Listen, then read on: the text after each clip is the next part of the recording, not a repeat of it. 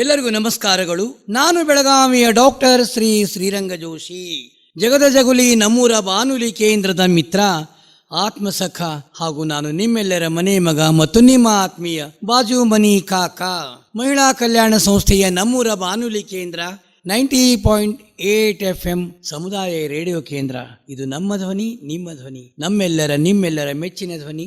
ಜಗದ ಜಗುಲಿ ನಮ್ಮೂರ ಬಾನುಲಿ, ವಿಶ್ವವಾಣಿ ಆಕಾಶವಾಣಿ ಇದು ಭಾವನೆಗಳ ಬೋರ್ಗರೆತ. ಕೇಳುಗರೆ, ನಮ್ಮ ನಾಡು ನುಡಿ ಕಲೆ ಸಾಹಿತ್ಯ ಸಂಗೀತ ಹೀಗೆ ಹಲವಾರು ಕ್ಷೇತ್ರಗಳಲ್ಲಿ ಸಾಧನೆ ಮಾಡಿದಂಥ ಮಹನೀಯರನ್ನು ಮಹಿಳೆಯರನ್ನು ಪರಿಚಯ ಮಾಡಿಕೊಡುವುದೇ ನಮ್ಮೂರ ಬಾನುಲಿ ಕೇಂದ್ರದ ಮುಖ್ಯ ಉದ್ದೇಶ. ಕೇಳುಗರೆ, ಇಂದಿನ ಈ ನಮ್ಮೂರ ಬಾನುಲಿ ಕೇಂದ್ರದ ಮಹಾ ಅರಮನೆಯಲ್ಲಿ ಮಹಾಮನೆಯಲ್ಲಿ ರಾರಾಜಿಸುತ್ತಿರುವರು ಶ್ರೀಮತಿ ಅನ್ನಪೂರ್ಣ ರಾಮ್ ಸಿಂಗ್ ಕನ್ನೂಜ್ ರಜಪೂತ್, ಮಕ್ಕಳ ಸಾಹಿತಿಗಳು, ಬೈಲಹೊಂಗಲ್. ಕೇಳುಗರೆ, ಇವರು ಕೂಡ ಪ್ರಜ್ಞಾವಂತ, ಧೀಮಂತ, ಸತ್ಯಧರ್ಮ ಸಾಮ್ರಾಜ್ಞೆ, ಅಚ್ಚ ಕನ್ನಡತಿಯೂ ಹೌದು. ಕೇಳುಗರೆ, ಇವರದೇ ಒಂದು ಕವನ, ಅಮ್ಮ ನನ್ನ ಮುದ್ದಿಸು. ಅಮ್ಮ ನೀನು ಹಾಲು ಹಣ್ಣು ಬೆಣ್ಣೆ ಮುದ್ದೆ ಅಣ್ಣನಿಗೆ ಕೊಡುವೆ, ಸೂಟು ಬೂಟು ತೊಡಿಸಿ ಅಕ್ಕರೆಯಿಂದ ಶಾಲೆಗೆ ಕಳಿಸುವೆ, ಗೆಳೆಯರೊಡನೆ ಕೂಡಿಯಾಡಿ ಬರಲುವವನ ಕಳಿಸುವೆ, ಬರಲುವವನ ಕಳಿಸುವೆ, ಬರಲುವವನ ಕಳಿಸುವೆ. ಅಮ್ಮ ನೀನು ಹಾಲು ಹಣ್ಣು ಬೆಣ್ಣೆ ಮುದ್ದೆ ಅಣ್ಣನಿಗೆ ಕೊಡುವೆ, ಉಂಡು ತಿಂದು ಉಟ್ಟು ತೊಟ್ಟು ಆಡಿ ಕಲಿವಾಸೆ ನನಗಿಲ್ಲವೇ, ಉಂಡು ತಿಂದು ಉಟ್ಟು ತೊಟ್ಟು ಆಡಿ ಕಲಿವಾಸೆ ನನಗಿಲ್ಲವೇ, ನನ್ನ ಮೇಲೆ ಕೋಪವೇಕೆ, ನನ್ನ ಮೇಲೆ ಕೋಪವೇಕೆ, ನಾನು ಮಗುವಲ್ಲವೇ. ಅಮ್ಮ ನೀನು ಹಾಲು ಹಣ್ಣು ಬೆಣ್ಣೆ ಮುದ್ದೆ ಅಣ್ಣನಿಗೆ ಕೊಡುವೆ. ಅಮ್ಮ ಒಮ್ಮೆ ನನಗೂ ಮುದ್ದಿಸಿ ಶಾಲೆಗೆ ಕಳಿಸಮ್ಮ, ಅಮ್ಮ ಒಮ್ಮೆ ನನಗೂ ಮುದ್ದಿಸಿ ಶಾಲೆಗೆ ಕಳಿಸಮ್ಮ, ಅಣ್ಣನಿಗಿಂತ ಜಾಣಳಾಗಿ, ಅಣ್ಣನಿಗಿಂತ ಜಾಣಳಾಗಿ ಶಾಲೆಗೆ ಊರಿಗೆ ಕೀರ್ತಿ ತರುವೆ ನಮ್ಮ, ಶಾಲೆಗೆ ಊರಿಗೆ ಕೀರ್ತಿ ತರುವೆ ನಮ್ಮ. ಅಮ್ಮ ನೀನು ಹಾಲು ಹಣ್ಣು ಬೆಣ್ಣೆ ಮುದ್ದೆ ಅಣ್ಣನಿಗೆ ಕೊಡುವೆ. ದಿನವೂ ಇಂಥ ಪಕ್ಷಪಾತ ನಿನ್ನಲೇಕೆ ಕಾಣೆ ಅಮ್ಮ, ದಿನವೂ ಇಂಥ ಪಕ್ಷಪಾತ ನಿನ್ನಲೇಕೆ ಕಾಣೆ ಅಮ್ಮ. ಆ ದೇವರಾಣೆ ಸಿಕ್ಕರೊಮ್ಮೆ ಕೇಳಿ ಬಿಡುವೆ ಅಮ್ಮ, ಆ ದೇವರಾಣೆ ಸಿಕ್ಕರೊಮ್ಮೆ ಕೇಳಿ ಬಿಡುವೆ ಅಮ್ಮ. ಅಮ್ಮ ನೀನು ಹಾಲು ಹಣ್ಣು ಬೆಣ್ಣೆ ಮುದ್ದೆ ಅಣ್ಣನಿಗೆ ಕೊಡುವೆ. ಅಮ್ಮ ನೀನೆ ನನಗೆ ಕಾವಲು, ಅಮ್ಮ ನೀನೆ ನನಗೆ ಕಾವಲು, ರಕ್ಷಿಸು ನನ್ನ ಜೀವ ಬದುಕಿ ಬಾಳಲು, ರಕ್ಷಿಸು ನನ್ನ ಜೀವ ಬದುಕಿ ಬಾಳಲು.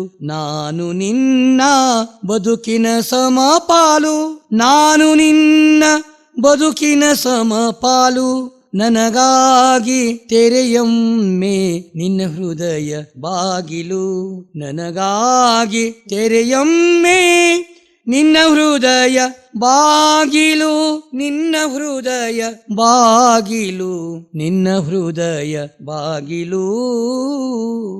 ಆ ಆ ಅನ್ನಪೂರ್ಣ ಅವರ ನಿಮ್ಮ ಅಮ್ಮ ನನ್ನ ಮುದ್ದಿಸು ಉತ್ತಮವಾದಂತ ಕವನ. ಈ ಕವನದೊಳಗೆ ಶಬ್ದಗಳ ಲಾಲಸ್ಯದ ನರ್ತನದ ಒಂದಕ್ಕೊಂದು ಪ್ರೀತಿ ಅಂತಃಕರಣದಿಂದ ಒಂದು ಮಾಲೆ ಹೆಣದಂತೆ ಹೆಣದಿರಿ. ನಮಗ ತುಂಬಾ ಸಂತೋಷ ಅನ್ನಿಸ್ತದ. ಈ ಕವನದೊಂದಿಗೆ ನಾವು ಆರಂಭ ಮಾಡಿದೀವಿ ಇಂದಿನ ಈ ನಿಮ್ಮ ಸಂದರ್ಶನ ಕಾರ್ಯಕ್ರಮವನ್ನು ವಿಜಯಪುರದ ರಾಷ್ಟ್ರ ಸಂತರಾದ ಶ್ರೀ ಸಿದ್ದೇಶ್ವರ ಸ್ವಾಮಿಗಳವರ ಚರಣ ಕಮಲದಲ್ಲಿ ಅರ್ಪಿಸಿ ನಮ್ಮ ಮಾತಿನ ಪಯಣ ಆರಂಭ ಮಾಡೋಣ ಅಂತ. ಅನ್ನಪೂರ್ಣ ಅವರ, ನಮ್ಮ ಜೀವನದೊಳಗ ಹುಟ್ಟು ಅನ್ನೋದು ಒಂದು ಸುಂದರ ಹಂದರ ಅಂತ ಹೇಳ್ತೀವಿ. ಆ ಹುಟ್ಟಿನೊಳಗ ತಂದೆ ತಾಯಿ, ಬಂಧು ಬಳಗ, ಅಣ್ಣ ತಮ್ಮ, ಅಕ್ಕ ತಂಗಿ, ಗುರು ಹಿರಿಯರು, ಸಮಾಜದವರು, ಹೀಗೆ ನೀವು ಎಲ್ಲರಿಂದಲೂ ಒಂದೊಂದು ಸಂಸ್ಕಾರವನ್ನು ಪಡೆದು ಬೈಲಹೊಂಗಲದ ಮನೆಯ ಮಗಳಾಗಿ ಬೆಳೆದಿರಿ. ಇದಕ್ಕೆಲ್ಲ ಕಾರಣ ಆ ಹುಟ್ಟು, ನಿಮ್ಮ ತಂದೆ ತಾಯಿ ಬಾಲ್ಯ. ನಮ್ಮ ಕೇಳುಗರಿಗೆ ಎಲ್ಲವನ್ನು ವಿವರವಾಗಿ ಹೇಳಿರಿ. ನನ್ನ ಒಂದು ಚುಟುಕಿನ ಜೊತೆಗೆ ನಾ ಈ ಕಾರ್ಯಕ್ರಮದಲ್ಲಿ ಭಾಗವಹಿಸುತ್ತೇನೆ. 8 ಜ್ಞಾನಪೀಠ ಗೆದ್ದ ಭಾಷೆ, ಬೇರೆ ಭಾಷೆಗೆಲ್ಲಿ ಈ ಆಸೆ, ಬಿಟ್ಟು ಬಿಡು ಇಂಗ್ಲಿಶಿನ ದುರಾಶೆ, ಬಂಗಾರದ ಬದುಕಿಗೆ ಕನ್ನಡವೇ ರಕ್ಷೆ. ನಿಮ್ಮ ತಂದೆ ತಾಯಿ ಬಾಲ್ಯ ಎಲ್ಲ ಹೇಳ್ರಿ. ನಾನು ಹುಟ್ಟಿದ್ದು ದಾಂಡೇಲಿ, ಉತ್ತರ ಕನ್ನಡ ಜಿಲ್ಲೆಯ ಒಂದು ಸುಂದರವಾದ ತಾಣ. ಹೌದು, ಅಲ್ಲಿ ನಾನು ಹುಟ್ಟಿದೆ. ನಮ್ಮ ಕುಟುಂಬ ದೊಡ್ಡದು. ನಮ್ಮ ತಂದೆ ಹೆಸರು ರಾಮ್ ಸಿಂಗ್, ತಾಯಿ ಹೆಸರು ಸುಂದರಾಬಾಯಿ. ಅವರ ಮಗಳಾಗಿ ನಾನು 7ನೇ ಮಗಳಾಗಿ ಹುಟ್ಟಿದೆ. 8 ಜನ ಇದ್ದೀವಿ. 8 ಜನ ನೀವು 7ನೇದವರು. ಅಲ್ಲಿ ನಾವೆಲ್ಲ ರಜಪೂತ್ ಅಂದ್ರೆ ನಮ್ಮ ಮಾತೃಭಾಷೆ ಹಿಂದಿ, ಆದ್ರೆ ನಮ್ಮ ಮನೆ ಹತ್ರನೇ ಕನ್ನಡ ಶಾಲೆ ಇರೋದ್ರಿಂದ ನಾವೆಲ್ಲ ಪುಟ್ಟ ಹೆಜ್ಜೆ ಇಟ್ಕೊಂಡು ಅಲ್ಲೇ ಆಟ ಆಡ್ತಿದ್ವಿ. ಅಂದ್ರೆ 1ರಿಂದ 7ನೇವರೆಗೆ ನೀವು ಪ್ರಾಥಮಿಕ ಶಿಕ್ಷಣ ಕನ್ನಡ. ಈಗ ನಿಮ್ಮ ಗುರುಗಳ ಸ್ಮರಣೆ ಮಾಡ್ಕೊಡ್ರಿ. ಯಾರಿದ್ರು ಅವಾಗ? ನಮ್ಮ ಗುರುಗಳು ಅಂದ್ರೆ ಕುಣಚಿ ಅಕ್ಕೂರಿ ಅಂತ, ಅಕ್ಕೂರು ಅಂತ ಇದ್ರಿ. ಅವ್ರ ಮತ್ತೆ ಜೊತೆಗೆ ಅವ್ರದ್ದು ಚೆನ್ನಮ್ಮ ಅಕ್ಕೂರ್ ಅಂತ ಇದ್ರಿ. ಅವರನ್ನ ನಾವು ಬಹಳ ಯಾವಾಗ್ಲೂ ಮರೆಯೋದಿಲ್ಲ. ಯಾಕಂತಂದ್ರೆ ನಮ್ಗೆ ಪಾಠದಲ್ಲಿ, ಆಟದಲ್ಲಿ, ಹಾಡಿನಲ್ಲಿ ಯಾವುದೇ ಒಂದು ನಾವು ನಮ್ಮ ಎಲ್ಲಾ ಕೆಲಸಗಳಲ್ಲಿ ಅವರ ಬಹಳ ಪ್ರೋತ್ಸಾಹವನ್ನು ನೀಡ್ತಿದ್ರು. ಜೊತೆಗೆ ಅಲ್ಲಿ ಮುಖ್ಯೋಪಾಧ್ಯಾಯರು ಕೂಡ ಅದೇ ರೀತಿ ಆಗಿದ್ರು, ನಾಯ್ಕ್ ಸರ್ ಅಂತ ಹೇಳಿ. ಅವರು ಕೂಡ ನಮ್ಮ ಎಲ್ಲಾ ಒಂದು ಬೆಳವಣಿಗೆಯಲ್ಲಿ, ನಮ್ಮ ಶಿಕ್ಷಣ, ನಮ್ಮ ಆಟ ಪಾಠ, ನಮ್ಮ ಓದು ಬರ ಎಲ್ಲದರಲ್ಲೂ ಅವರು ಬಹಳಷ್ಟು ಇದು ಮಾಡ್ತಿದ್ರು, ನಮ್ಮನ್ನ ಪ್ರೋತ್ಸಾಹಿಸ್ತಿದ್ರು. ಹೀಗಾಗಿ ನಾವು ಅವರನ್ನ ಯಾವಾಗ್ಲೂ ಇಲ್ಲಿವರೆಗೂ ನೆನ್ಪಿಟ್ಕೊಂಡಿದ್ದೇನೆ. ಬಾಲ್ಯ ಗೆಳತಿಯರ ಹೆಸರು ಹೇಳ್ರಲ್ಲ. ನನ್ನ ಬಾಲ್ಯದ ಗೆಳತಿ ರೇಣುಕಾ ಅಂತ ಹೇಳಿ, ಒಬ್ಳ ಗೌರಿ ಅಂತ ಹೇಳಿ. ನಾವು ಬಹಳ ಬೆಟ್ಟ ಫ್ರೆಂಡ್ ಅಂದ್ರೆ ಈಗ ಸಂಪರ್ಕದೊಳಗೆ ಇದ್ದೀವಿ. ಸಂತೋಷ. ಇಲ್ಲೇ ಬೆಳಗಾವ್ ಕಲಬುರ್ಗಿಗೆ ಗೌರಿ ಇರ್ತಾಳ್ರಿ. ಹೌದೇ? ಅವಳಲ್ಲಿ ಹುಬ್ಳಿಗೆ ಇರ್ತಾಳ್ರಿ ರೇಣುಕಾ. ಇನ್ನು ಪ್ರೌಢ ಶಿಕ್ಷಣ ಎಲ್ಲಿ ಆಯ್ತು? ಪ್ರೌಢ ಶಿಕ್ಷಣನೂ ಅಲ್ಲೇ ಆಗಿದ್ದು ಸರ್. ದಾಂಡೇಲಿ ಅಂತಂದ್ರೆ ಇದು ಇಂಡಸ್ಟ್ರಿಯಲ್ ಏರಿಯಾ ರೀ. ಹೀಗಾಗಿ ಅಲ್ಲಿ ಕಾಲೇಜ್ ವರೆಗೂ ಎಲ್ಲ, ಡಿಗ್ರಿ ವರೆಗೂ ಎಲ್ಲ SSLCನೂ ಆಯ್ತು. SSLCನೂ ಅಲ್ಲೇ ಮಾಡಿದ್ದೀರಿ. ಅದೇ ಜನತಾ ವಿದ್ಯಾಲಯ. ಪ್ರಾರ್ಥನೆ ಇತ್ತೇನ್ರಿ ನಿಮಗ್? ನೀವು ಓದು ಮುಂದೆ ಸ್ಕೂಲ್ ಒಳಗ? ಹೌದು, ಇತ್ತರಿ. ಪ್ರಾರ್ಥನೆ ಇತ್ತು. ಆ ಪ್ರಾರ್ಥನೆ ಅವಶ್ಯಕತೆ ಹೇಳ್ತೀರಿ ಕೇಳುಗರಿಗೆ? ಯಾಕಿರ್ಬೇಕು ಪ್ರಾರ್ಥನೆ? ಅಂದ್ರೆ ಪ್ರಾರ್ಥನೆ ಇದು ನಮ್ಮ ಎಲ್ಲಾ ಕೆಲಸಗಳಲ್ಲಿ ಮುಂದಿನ ಇವತ್ತಿನ ಪೂರ್ಣ ದಿನ ನಮ್ದು ಸರಿಯಾಗಿ ಹೋಗ್ಲಿ, ನಾವು ಆ ಕೆಲಸದಲ್ಲಿ ನಾವು ಸಕ್ಸಸ್ ಅನ್ನ ಪಡೀಲಿ, ಅಲ್ಲದೆ ನಮ್ಮ ದಿನ ಪೂರ್ಣ ನಾವು ಫ್ರೆಶ್ ಆಗಿ ಅಂದ್ರೆ ಆಕ್ಟಿವ್ ಆಗಿ ಇರುವಂತಹ ಅದು ಒಂದು ಪ್ರಾರ್ಥನೆ ಆಗಿದೆ. ಅಲ್ಲದೆ ಸಮಾನತೆಗಾಗಿ ಪ್ರಾರ್ಥನೆ ಬೇಕು. ಆಮೇಲೆ ಏನದಲ್ಲ, ಮನಸ್ಸಿನ ಏಕಾಗ್ರತೆ ಇರ್ತದೆ ಪ್ರಾರ್ಥನೆಯಿಂದ. ಇವತ್ತು ಗಾಂಧೀಜಿಯವರು ಇಷ್ಟೆಲ್ಲ ಮಹಾತ್ಮ ಅನಿಸಿಕೊಂಡಿದ್ದು ಕೇವಲ ಒಂದು ಪ್ರಾರ್ಥನೆಯಿಂದ. ಸಾಬರಮತಿ ಆಶ್ರಮದೊಳಗೆ ಎಷ್ಟೊಂದು ಜನ ತಮ್ಮ ಪ್ರಾರ್ಥನೆ ಆರಂಭಿಸ್ತಿದ್ರು. ಆ ಪ್ರಾರ್ಥನೆ ನಮಗ ಬಹಳ ಅವಶ್ಯದ. ಏನಾದ್ರೂ ಒಂದು ಬೇಕಲ್ಲ. ಅವಾಗ ನಿಮ್ ಟೈಮಕ್ಕ ಮುಖ್ಯ ಸುದ್ದಿಗಳು ಓದ್ತಿದ್ದೀರಿ, ವರ್ತಮಾನ ಪತ್ರಿಕೆಗಳನ್ನು ಓದ್ತಿದ್ದೀರಿ, ಪಂಚಾಂಗ ಓದ್ತಿದ್ದೀರಿ, ಜಾಣ್ ನುಡಿ ಅಂತ ಇರ್ತಿತ್ತು, ಅದನ್ನೆಲ್ಲ ಹೇಳ್ತಿದ್ರಿ. ಈಗ ಅದು ನಮ್ಮ ಸಂಸ್ಕೃತಿ ಬೇಕಲ್ಲ. ಕಾಲೇಜ್ ರಂಗ ಪ್ರವೇಶ ಮಾಡೋಣ, ಎಲ್ಲಿವರೆಗೆ ಆತು? ಕಾಲೇಜ್ ನಾನು MA B.Ed ಮಾಡಿದೆ. BA B.Ed ಅಲ್ಲೇ ಮಾಡಿದೆ ರೀ, ದಾಂಡೇಲಿ ಒಳಗೆ. ಅದ MA ಇದು ಕರ್ನಾಟಕ ಯೂನಿವರ್ಸಿಟಿ ಧಾರವಾಡ. ಯಾವ ವಿಷಯದೊಳಗೆ? ನಾನು ಕನ್ನಡ ವಿಷಯದಾಗ ಮಾಡಿದೆ. ಕನ್ನಡ ವಿಷಯದೊಳಗೆ ಮಾಡಿದ್ರಿ. ಅಂದ್ರೆ ಇದೆಲ್ಲ ಮದುವೆ ಮುಂಚಿತನೇ ಆಗ್ಯದಂದ್ರೆ? ಇಲ್ರಿ, ಅದನ್ನ ಹೇಳ್ರಿ ಕೇಳುವರಿಗೆ. ಇಲ್ರಿ, ನಾನ ಮದ್ವೆ ಆಗೋ ತನಕ ಆಗೋ ಮೊದ್ಲ BA ಅಷ್ಟ ಮಾಡಿದ್ದೆ ರೀ. ಆಮೇಲೆ B.Ed ಮಾಡಿದ್ವಿ. ಆ ನಂತರ ಮತ್ತೆ MA ಮಾಡಿದ್ದೆ ರೀ. ಅವ್ರ ನಮ್ಮ ಮನೆಯವರ ಪ್ರೋತ್ಸಾಹದಿಂದ. ಅದೇ ನಿಮ್ಮ ಅತ್ತಿ ಮನೆ ಒಳಗೆ ಪ್ರೋತ್ಸಾಹ ಕೊಟ್ರಲ್ಲ? ಕೊಟ್ರಿ. ಮತ್ತೆ ಯಾಕಂದ್ರೆ ಅದೊಂದು ವಿಶೇಷ, ಹೆಣ್ಮಕ್ಳಿಗೆ ಸ್ವತಂತ್ರತೆ ಇರುದಿಲ್ಲಲ್ಲ. ಮುಂದೆ ಎಜುಕೇಶನ್ ಮ್ಯಾಕ್ಸಿಮಮ್ ಎಜುಕೇಶನ್ ಆಗ್ಯದ, MA ಆಗ್ಯದ, B.Ed ಆಗ್ಯದ. ಈ ಸಾಹಿತ್ಯಿಕ ಒಲವು ಎಲ್ಲಿಂದ ಆರಂಭ ಆಯ್ತು, ಯಾರಿಂದ ಪ್ರಚೋದನೆ ಆಯ್ತು? ಇದು ನಮ್ಮ ಅಣ್ಣನಿಂದ ರೀ. ನಮ್ಮ ಅಣ್ಣ ಹಿರಿಯ ಬರಿತಿದ್ರೇನು? ಹೌದ್ರಿ, ನಮ್ಮ ಹಿರಿಯಣ್ಣ ಅವನಿಗೆ ಬಹಳ ಪ್ರೀತಿ ಮಕ್ಕಳ ಹಾಡು ಅವನ್ನೆಲ್ಲ ಬರೆಯೋದು. ಅಲ್ಲೇ ಸಮೀಪ ಶಾಲೆ ಇರೋದ್ರಿಂದ ಅವನ ಬೇರೆ ಉದ್ಯೋಗದಲ್ಲಿ ಇದ್ರೂ ಕೂಡ ಶಾಲೆಯಲ್ಲಿ ಒಂದು ತನ್ನ ಇರುವ ಸಮಯದಲ್ಲಿ ಬಂದ ಮಕ್ಕಳಿಗೆ ಶಿಶುಗೀತೆಗಳನ್ನ ಹೇಳ್ತಿದ್ದಾರೆ. ಆ ಶಿಶುಗೀತೆಗಳು ತಾನ ಸ್ವಂತ ಬರೆದಿದ್ದು ಅಂತ ನಮ್ಗೆ ಅವಾಗ ಗೊತ್ತಿರ್ಲಿಲ್ಲ. ಅವಾಗ ಅವನ ಹಾಡು ಹೇಳ್ತಾನೆ ಎಲ್ಲರಿಗೂ ಆಕ್ಷನ್ ಮಾಡಿ ಶಿಶುಗೀತೆಗಳನ್ನ ಹೇಳ್ತಿದ್ದ. ಅಂದ್ರೆ ಸಾಹಿತ್ಯಿಕ ಒಲವು ಅಣ್ಣನಿಂದ ಆರಂಭ ಆಯ್ತ್ರಿ. ಕಡೆಗೆ ನಮ್ಮ ತಂದೆಯವರು ಹಿಂಗ ಶ್ರಾವಣ ಮಾಸ ಇವೆಲ್ಲ ಇದ್ದಾಗ್ರಿ ಇವೆಲ್ಲ ಪುರಾಣ ಕಥೆಗಳನ್ನ ಇವುಗಳನ್ನ ತಮ್ಮ ಓಣೆ ಎಲ್ಲ ಏರಿಯಾದಲ್ಲಿ ಜನರನ್ನ ಕೂಡಿಸಿಕೊಂಡು ಸಂಜೆಗೆ ಎಲ್ಲರಿಗೂ ಕೂಡಿಸಿ ಅವ್ರು ಓದ್ತಿದ್ರಿ. ಅವ್ರು ಧ್ವನಿ ಕೇಳ್ದಂಗ್ ಜನ ಕೂಡ್ತಿತ್ತು. ಇಲ್ಲಿ ಬೇಕಲ್ಲ ಅದು. ಹೌದ್ರಿ, ಹಂಗಿತ್ರಿ. ಆ ಸಾಹಿತ್ಯಿಕ ಒಲವು ನಿಮ್ಮ ಮನಿ ಒಳಗೆ ಇತ್ತು. ಹಿಂಗ ಹೇಳ್ತೀನಿ. ಇತ್ರಿ. ನೀವು ಸ್ಕೂಲು ಕಾಲೇಜ್ ಒಳಗೆ ಏನ್ ಬರಿತಿದ್ರೇನ? ಬರಿತಿದ್ರಿ. ಇದ್ರ ಅವಾಗ ಯಾವ ಟೈಪ್ ಬರಿತಿದ್ರಿ?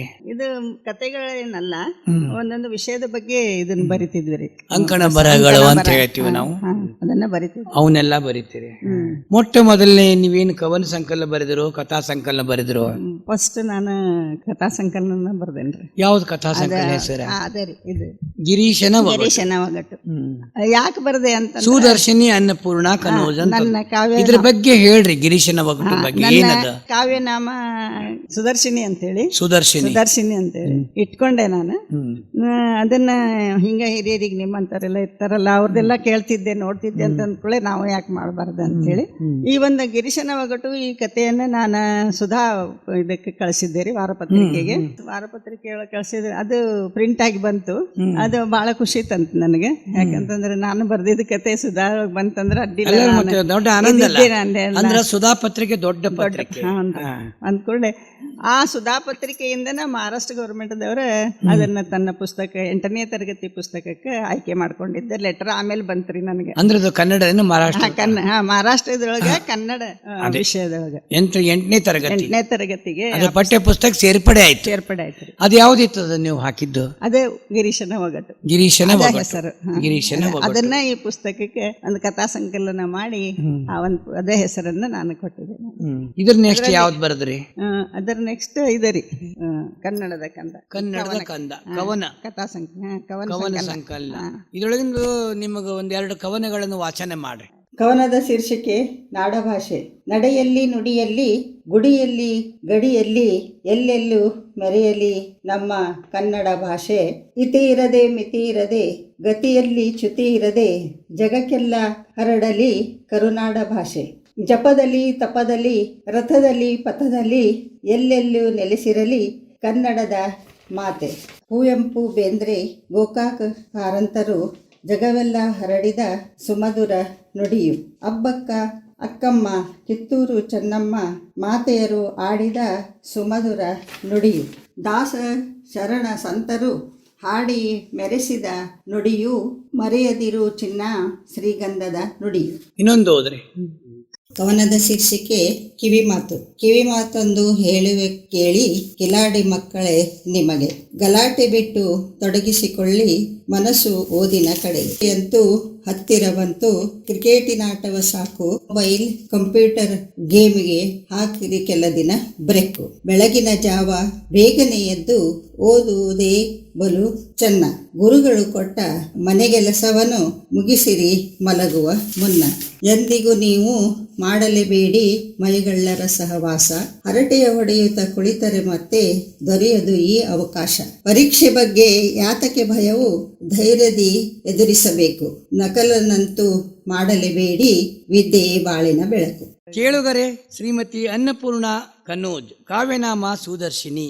ಉದ್ಯೋಗ 21/2/1985 ಪ್ರಾಥಮಿಕ ಶಾಲಾ ಶಿಕ್ಷಕಿಯಾಗಿ ಬೆಳಗಾವಿ ಜಿಲ್ಲೆಯ ಚಿಕ್ಕೋಡಿ ತಾಲೂಕಿನ ಬಿಡ್ಕಿಹಾಳ್ ಗ್ರಾಮದ ಮರಾಠಿ ಶಾಲೆ ನಂಬರ್ 4ರಲ್ಲಿ ಕನ್ನಡ ಶಿಕ್ಷಕಿಯಾಗಿ ಸೇವೆಯನ್ನು ಆರಂಭಿಸಿ 9 ವರ್ಷಗಳ ಕಾಲ ಸೇವೆ ಸಲ್ಲಿಸಿದ್ದಾರೆ. ನಂತರ ಬೈಲಹೊಂಗಲ್ ನಗರದ ನಂಬರ್ 2 ಶಾಲೆಗಳಲ್ಲಿ ಸಹ ಶಿಕ್ಷಕಿಯಾಗಿ 1 ವರ್ಷ ಪ್ರಭಾರಿ ಪ್ರಧಾನ ಗುರುಮಾತೆಯಾಗಿ ಕಾರ್ಯನಿರ್ವಹಿಸುತ್ತಿದ್ದಾರೆ. ಈ ಮಧ್ಯೆ 1997-99 2 ವರ್ಷಗಳ ಕಾಲ ಪದವಿ ಪೂರ್ವ ಕಾಲೇಜು ಬೈಲ್ವಾಳ್ ಇತಿಹಾಸ ಉಪನ್ಯಾಸಕಿಯಾಗಿ ನಿಯೋಜಿತ ಸೇವೆ ಸಲ್ಲಿಸಿದ್ದಾರೆ. 2007ರಲ್ಲಿ ಬಡ್ತಿ ಹೊಂದಿ ಹೊಳೆ ಹೊಸೂರು ಶಾಲೆಗೆ ಪ್ರಧಾನ ಗುರುಮಾತೆಯಾಗಿ ಮತ್ತೆ ಬಡ್ತಿ ಹೊಂದಿ 2014ರಲ್ಲಿ ಸರ್ಕಾರಿ ಪ್ರೌಢಶಾಲೆ ಮಲ್ಲಾಪುರದಲ್ಲಿ 1 ವರ್ಷ ಕನ್ನಡ ಭಾಷಾ ಶಿಕ್ಷಕಿಯಾಗಿ 2015ರಲ್ಲಿ ನಿವೃತ್ತಿ ಹೊಂದಿದ್ದಾರೆ. ಶಿಕ್ಷಕಿಯಾಗಿ ಒಟ್ಟಾರೆ 30 ವರ್ಷಗಳ ಕಾಲ ಸುದೀರ್ಘ ಸೇವೆ ಸಲ್ಲಿಸಿದ್ದಾರೆ. ಗುರುಮಾತೆಯಾಗಿ, ಆದರ್ಶ ಶಿಕ್ಷಕಿಯಾಗಿ ಎಲ್ಲ ಹೇಳಿರಿ. ನಿಮಗ ಯಾವ ಊರೊಳಗ ತೃಪ್ತಿ ಕೊಟ್ಟದ ಶಿಕ್ಷಕಿಯಾಗಿದ್ದಾಗ? ಮೊದಲನೇದಾಗಿ ನಾನು ಪ್ರಾರಂಭ ಮಾಡಿದ್ದೆ ಮರಾಠಿ ಶಾಲೆ. ಆ ಮರಾಠಿ ಶಾಲೆಯಲ್ಲಿ ಕನ್ನಡ ಕಲಿಸೋದು ಒಂಥರ ಬಹಳ ಖುಷಿ ಆಗ್ತಿತ್ರಿ. ಯಾಕಂತಂದ್ರ ನಮ್ಗ ಮರಾಠಿ ಗೊತ್ತಿಲ್ಲ ಅಂದ್ರೂ ನಾವು ಬೆಳಗಾವದಿಂದ ಸಮೀಪ ಇರೋದ್ರಿಂದ ನಮ್ಗ ಆ ಭಾಷೆಯ ರೂಢ ಇತ್ತು. ಹೀಗಾಗಿ ಅದು ಅಲ್ಲಿ ಹುಡುಗರಿಗೆ ಕಲಿಬೇಕಾರ ಆ ಮಕ್ಕಳಿಂದ ತಿಳಿದು ನಾನು ಅವರಿಗೆ ಮರಾಠಿ ಕಲ್ತುಕೊಂಡೆ. ಅಲ್ಲಿ ಜೊತೆಗೆ ಮಕ್ಕಳ ನಾವು ಹೇಳ್ತೀವಿ ಅಲ್ಲಿ ಮರಾಠಿ, ಸುಮ್ಮನೆ ನಾವೆಲ್ಲ ಕನ್ನಡ ಮರಾಠಿ ಅಂತ ಪಡೆದಾಡ್ತೀವಿ. ಆದ್ರೆ ಆ ಮಕ್ಕಳ ಕಲಿಯೋದು, ಆ ಮಕ್ಕಳಿಗಿರೋ ಇಂಟ್ರೆಸ್ಟ್ ನೋಡಿದಾಗ ಬಹಳ ಖುಷಿ ಅನಿಸ್ತ್ರಿ. ಅಲ್ಲದೇನೆ ಅಲ್ಲಿ ಜನ ಬಹಳ ಪ್ರೀತಿಯಿಂದ ನಮ್ಮನ್ನ ನೋಡ್ಕೊಂಡ್ರು. ಯಾಕಂದ್ರೆ ಕನ್ನಡ ಭಾಷೆಯವ್ರ ಅಂತ ಹೇಳಿ ನಮ್ಮನ್ನ ಇದು ಮಾಡದೇನೆ ಪಾಪ ಅಲ್ಲಿ ಹೆಚ್ಚಿನ ಗೌರವ ಕೊಟ್ಟು ನಮ್ಮನ್ನಲ್ಲಿ ಸೇವೆ ಸಲ್ಲಿಸಲು ಸಹಕಾರ ಕೊಟ್ಟರು ಅಂತ ಹೇಳ್ತೀನಿ. ಅದನ್ನೆಷ್ಟು ನೀವು ಮತ್ತೆ ಇನ್ನು ಕಾಲೇಜ್ ಕಡೆ ನೀವು ಉಪನ್ಯಾಸಕಿ ಆಗಿದ್ರಲ್ಲ, ಅಲ್ಲಿ ಹೇಳ್ರಿ. ಅಲ್ಲಿ ಅಂತೂ ದೊಡ್ಡ ಕತೆ. ಯಾಕಂತಂದ್ರೆ ಆವಾಗ ಅಂತಂದ್ರೆ ಸುಮಾರು 1997 ಇಸ್ವಿಯಲ್ಲಿ ಅಲ್ಲಿ ಹೋಗಿದ್ದೆ. ಆವಾಗ ಭಾಷೆ ಇದು ಶಿಕ್ಷಣದ ಬಗ್ಗೆ ಬಹಳ ಹಿಂದೆ ಉಳಿದಿದ್ರಿ ಜನ ಎಲ್ಲ. ಮತ್ತೆ ಅಲ್ಲದೇನೆ ಹೆಣ್ಣು ಮಕ್ಕಳಿಗೆ ಕಾಲೇಜಿಗೆ ಹೋಗುದು ಅಂತಂದ್ರೆ ಅವರೆಲ್ಲ ಹಿಂಜರಿತಿದ್ರು ಪಾಲಕರು. ಕಾಲೇಜಿಗೆ ಬೇಡ, ಸಾಕಿ ಇನ್ನು ಮ್ಯಾಟ್ರಿಕ್ ಕಲಿತ್ರಿ, ಇನ್ನು ಮದ್ವೆ ಮಾಡ್ಕೊಡೋದು ಅಂತ ಹೇಳಿ ಹಿಂಗೆಲ್ಲ ಅವರಲ್ಲಿ ಇತ್ತು. ನಮ್ಗಲ್ಲೇ ಈ ಪ್ರೈಮರಿ ಸ್ಕೂಲಿಂದ ಒಮ್ಮೆ ಕಾಲೇಜಿಗೆ ಡೆಪ್ಟೇಷನ್ ಅಂತ ಕಳಿಸಿದ್ರು ನಮ್ಮ ಬಿಯವರು. ಆವಾಗ ನಾವು ಅಲ್ಲಿ ಹೋದ್ಮೇಲೆ ಸ್ವಲ್ಪ ದಿನ ನೋಡಿದ್ವಿ, ಅಂದ್ರೆ ನಮ್ಮಂಗ ಅಲ್ಲಿ ಶಾಲೆಗೆ ಬರ್ತಾರ ಅಂತ ಹೇಳಿ. ಆದ್ರೆ ಅಲ್ಲಿ ಜನ ಭಾಳ ಹಿಂಜರಿಲಿಕ್ಕತ್ರ ಬರ್ಲಿಕ್ಕೆ. ಇದು ಏನ್ ಕಾರಣ ಅಂತ ಪ್ರಿನ್ಸಿಪಾಲ್ ಹತ್ರ ಎಲ್ಲ ಚರ್ಚೆ ಮಾಡ್ಕೊಂಡು ನಾವೊಂದಿಬ್ರು ಹೆಣ್ಮಕ್ಳ ಕೂಡಿ ಅವ್ರ ಜೊತೆಗೆ ಸೇರಿ ಅಲ್ಲೆಲ್ಲ ಓಣಿಗೆ ಅಡ್ಡಾಡಿರಿ, ನಾವ ಕಲ್ಸವ್ರ ಹೆಣ್ಣು ಮಕ್ಕಳನ್ನ ನಾವು ನಿಮ್ಗೆ ಹೆಣ್ಮಕ್ಳಿಗೆ ಕಲಿಸ್ತೇವ, ಯಾರು ಬೇರೆ ಯಾರು ಇರುದಿಲ್ಲ, ನೀವ್ ಅದ್ರ ಬಗ್ಗೆ ಬೇಜಾರು ಮಾಡ್ಕೊಳ್ಬೇಡ್ರಿ, ಬರ್ರಿ ಅಲ್ಲಿ ಶಾಲೆಗೆ, ಕಾಲೇಜ್ ಕಲಿಬೇಕ, ಶಿಕ್ಷಣ ಮುಂದೆ ಬೇಕು. ಶಿಕ್ಷಣ ಅಷ್ಟ ಅಲ್ಲ, ಇನ್ನೂ ಕಲ್ತಷ್ಟು ಭಾಳ ಅದ.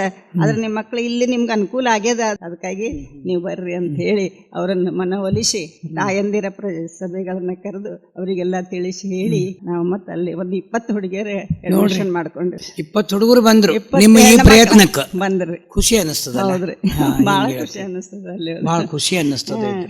ನಾ ಕಾಲೇಜ್ ಅಂದ್ರೆ ಏನ ಲೆಕ್ಚರ್ ಕೊಡೋದು ಬರುದು ಅಂತ ಇಷ್ಟ ತಿಳ್ಕೊಂಡಿದ್ವಿ.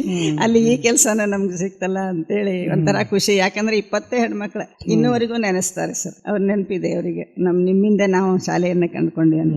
ಇನ್ನೊಂದು ಹೇಳೋದಂತಂದ್ರೆ ಸರ್, ನಾವಿಲ್ಲಿ ಪ್ರೈಮರಿ ಸ್ಕೂಲ್ದೊಳಗೆ ಇರ್ಬೇಕಾದ್ರೆ ಅಲ್ಲಿ ಕಲಾ ತಂಡಗಳು ಅಂತ ನಮ್ಮ ಗೌರ್ಮೆಂಟ್ ಅದವ್ರ ತೆಗ್ದಿದ್ರಿ ಅವಾಗ. ಯಾಕಂತಂದ್ರೆ ಹೆಣ್ಣು ಮಕ್ಕಳ ಶಿಕ್ಷಣ ಜೊತೆ ಮಕ್ಕಳಿಗೆ ಶಿಕ್ಷಣದ ಕಡೆ ಅಟ್ರಾಕ್ಷನ್, ಅಂದ್ರೆ ಮಕ್ಕಳ ಶಿಕ್ಷಣ ಕಡೆ ತರಬೇಕಾಗಿತ್ತು.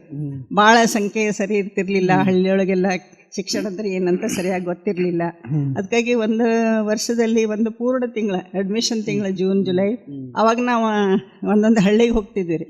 ಹಳ್ಳಿಗೆಲ್ಲ ಅಡ್ಡಾಡಿ ಅಲ್ಲಿ ಮಕ್ಕಳಿಗಾಗಿ ನಾ ಶಿಶುಗೀತೆಗಳನ್ನ ಹೇಳ್ತಿದ್ವಿ. ಶಿಶುಗೀತೆ ಜೊತೆಗೆ ಅವ್ರನ್ನ ಬೀದಿ ನಾಟಕಗಳನ್ನ ಮಾಡಿದೇವ್ರಿ ತಂಡದವ್ರು. ಹೌದ್ರಿ, ನಾವ 12 ಜನ. ಅದನ್ನ ಯಾರು ಕಲಿಸಿದ್ರು? ನೀವು ಕಲಿಸಿದ್ರಿ? ಅದನ್ನ ನಾವ ಶಿಕ್ಷಕರನ್ನ ಮಾಡ್ಕೊತಿದ್ವಿ. ಒಂದು ಸಮುದಾಯ ಮಾಡ್ಕೊಂಡು 12 ಜನ ಇದ್ವಿ. ಆ ವಿಷಯಗಳು ಏನಿರ್ತಿದ್ವು ಬೀದಿ ನಾಟಕದಲ್ಲಿ? ಅಂದ್ರೆ ಈಗ ಶಾಲೆ ಕಲಿದೆ ಇದ್ದವಳು ಅಂದ್ರೆ ಜಾಗೃತಿ ಮೂಡಿಸೋ ಕಾರ್ಯಕ್ರಮ ಇರ್ತಾವಲ್ಲ, ಅದಕ್ಕೆ. ಹೌದ್ರಿ, ಅದರಲ್ಲಿ ಅದರಿ ಹೆಣ್ಣು ಹುಡುಗಿಯರ ಶಾಲೆ ಕಲಿದಿದ್ರೆ ಎಷ್ಟು ತೊಂದರೆಯೊಳಗಿದ್ದಾರ.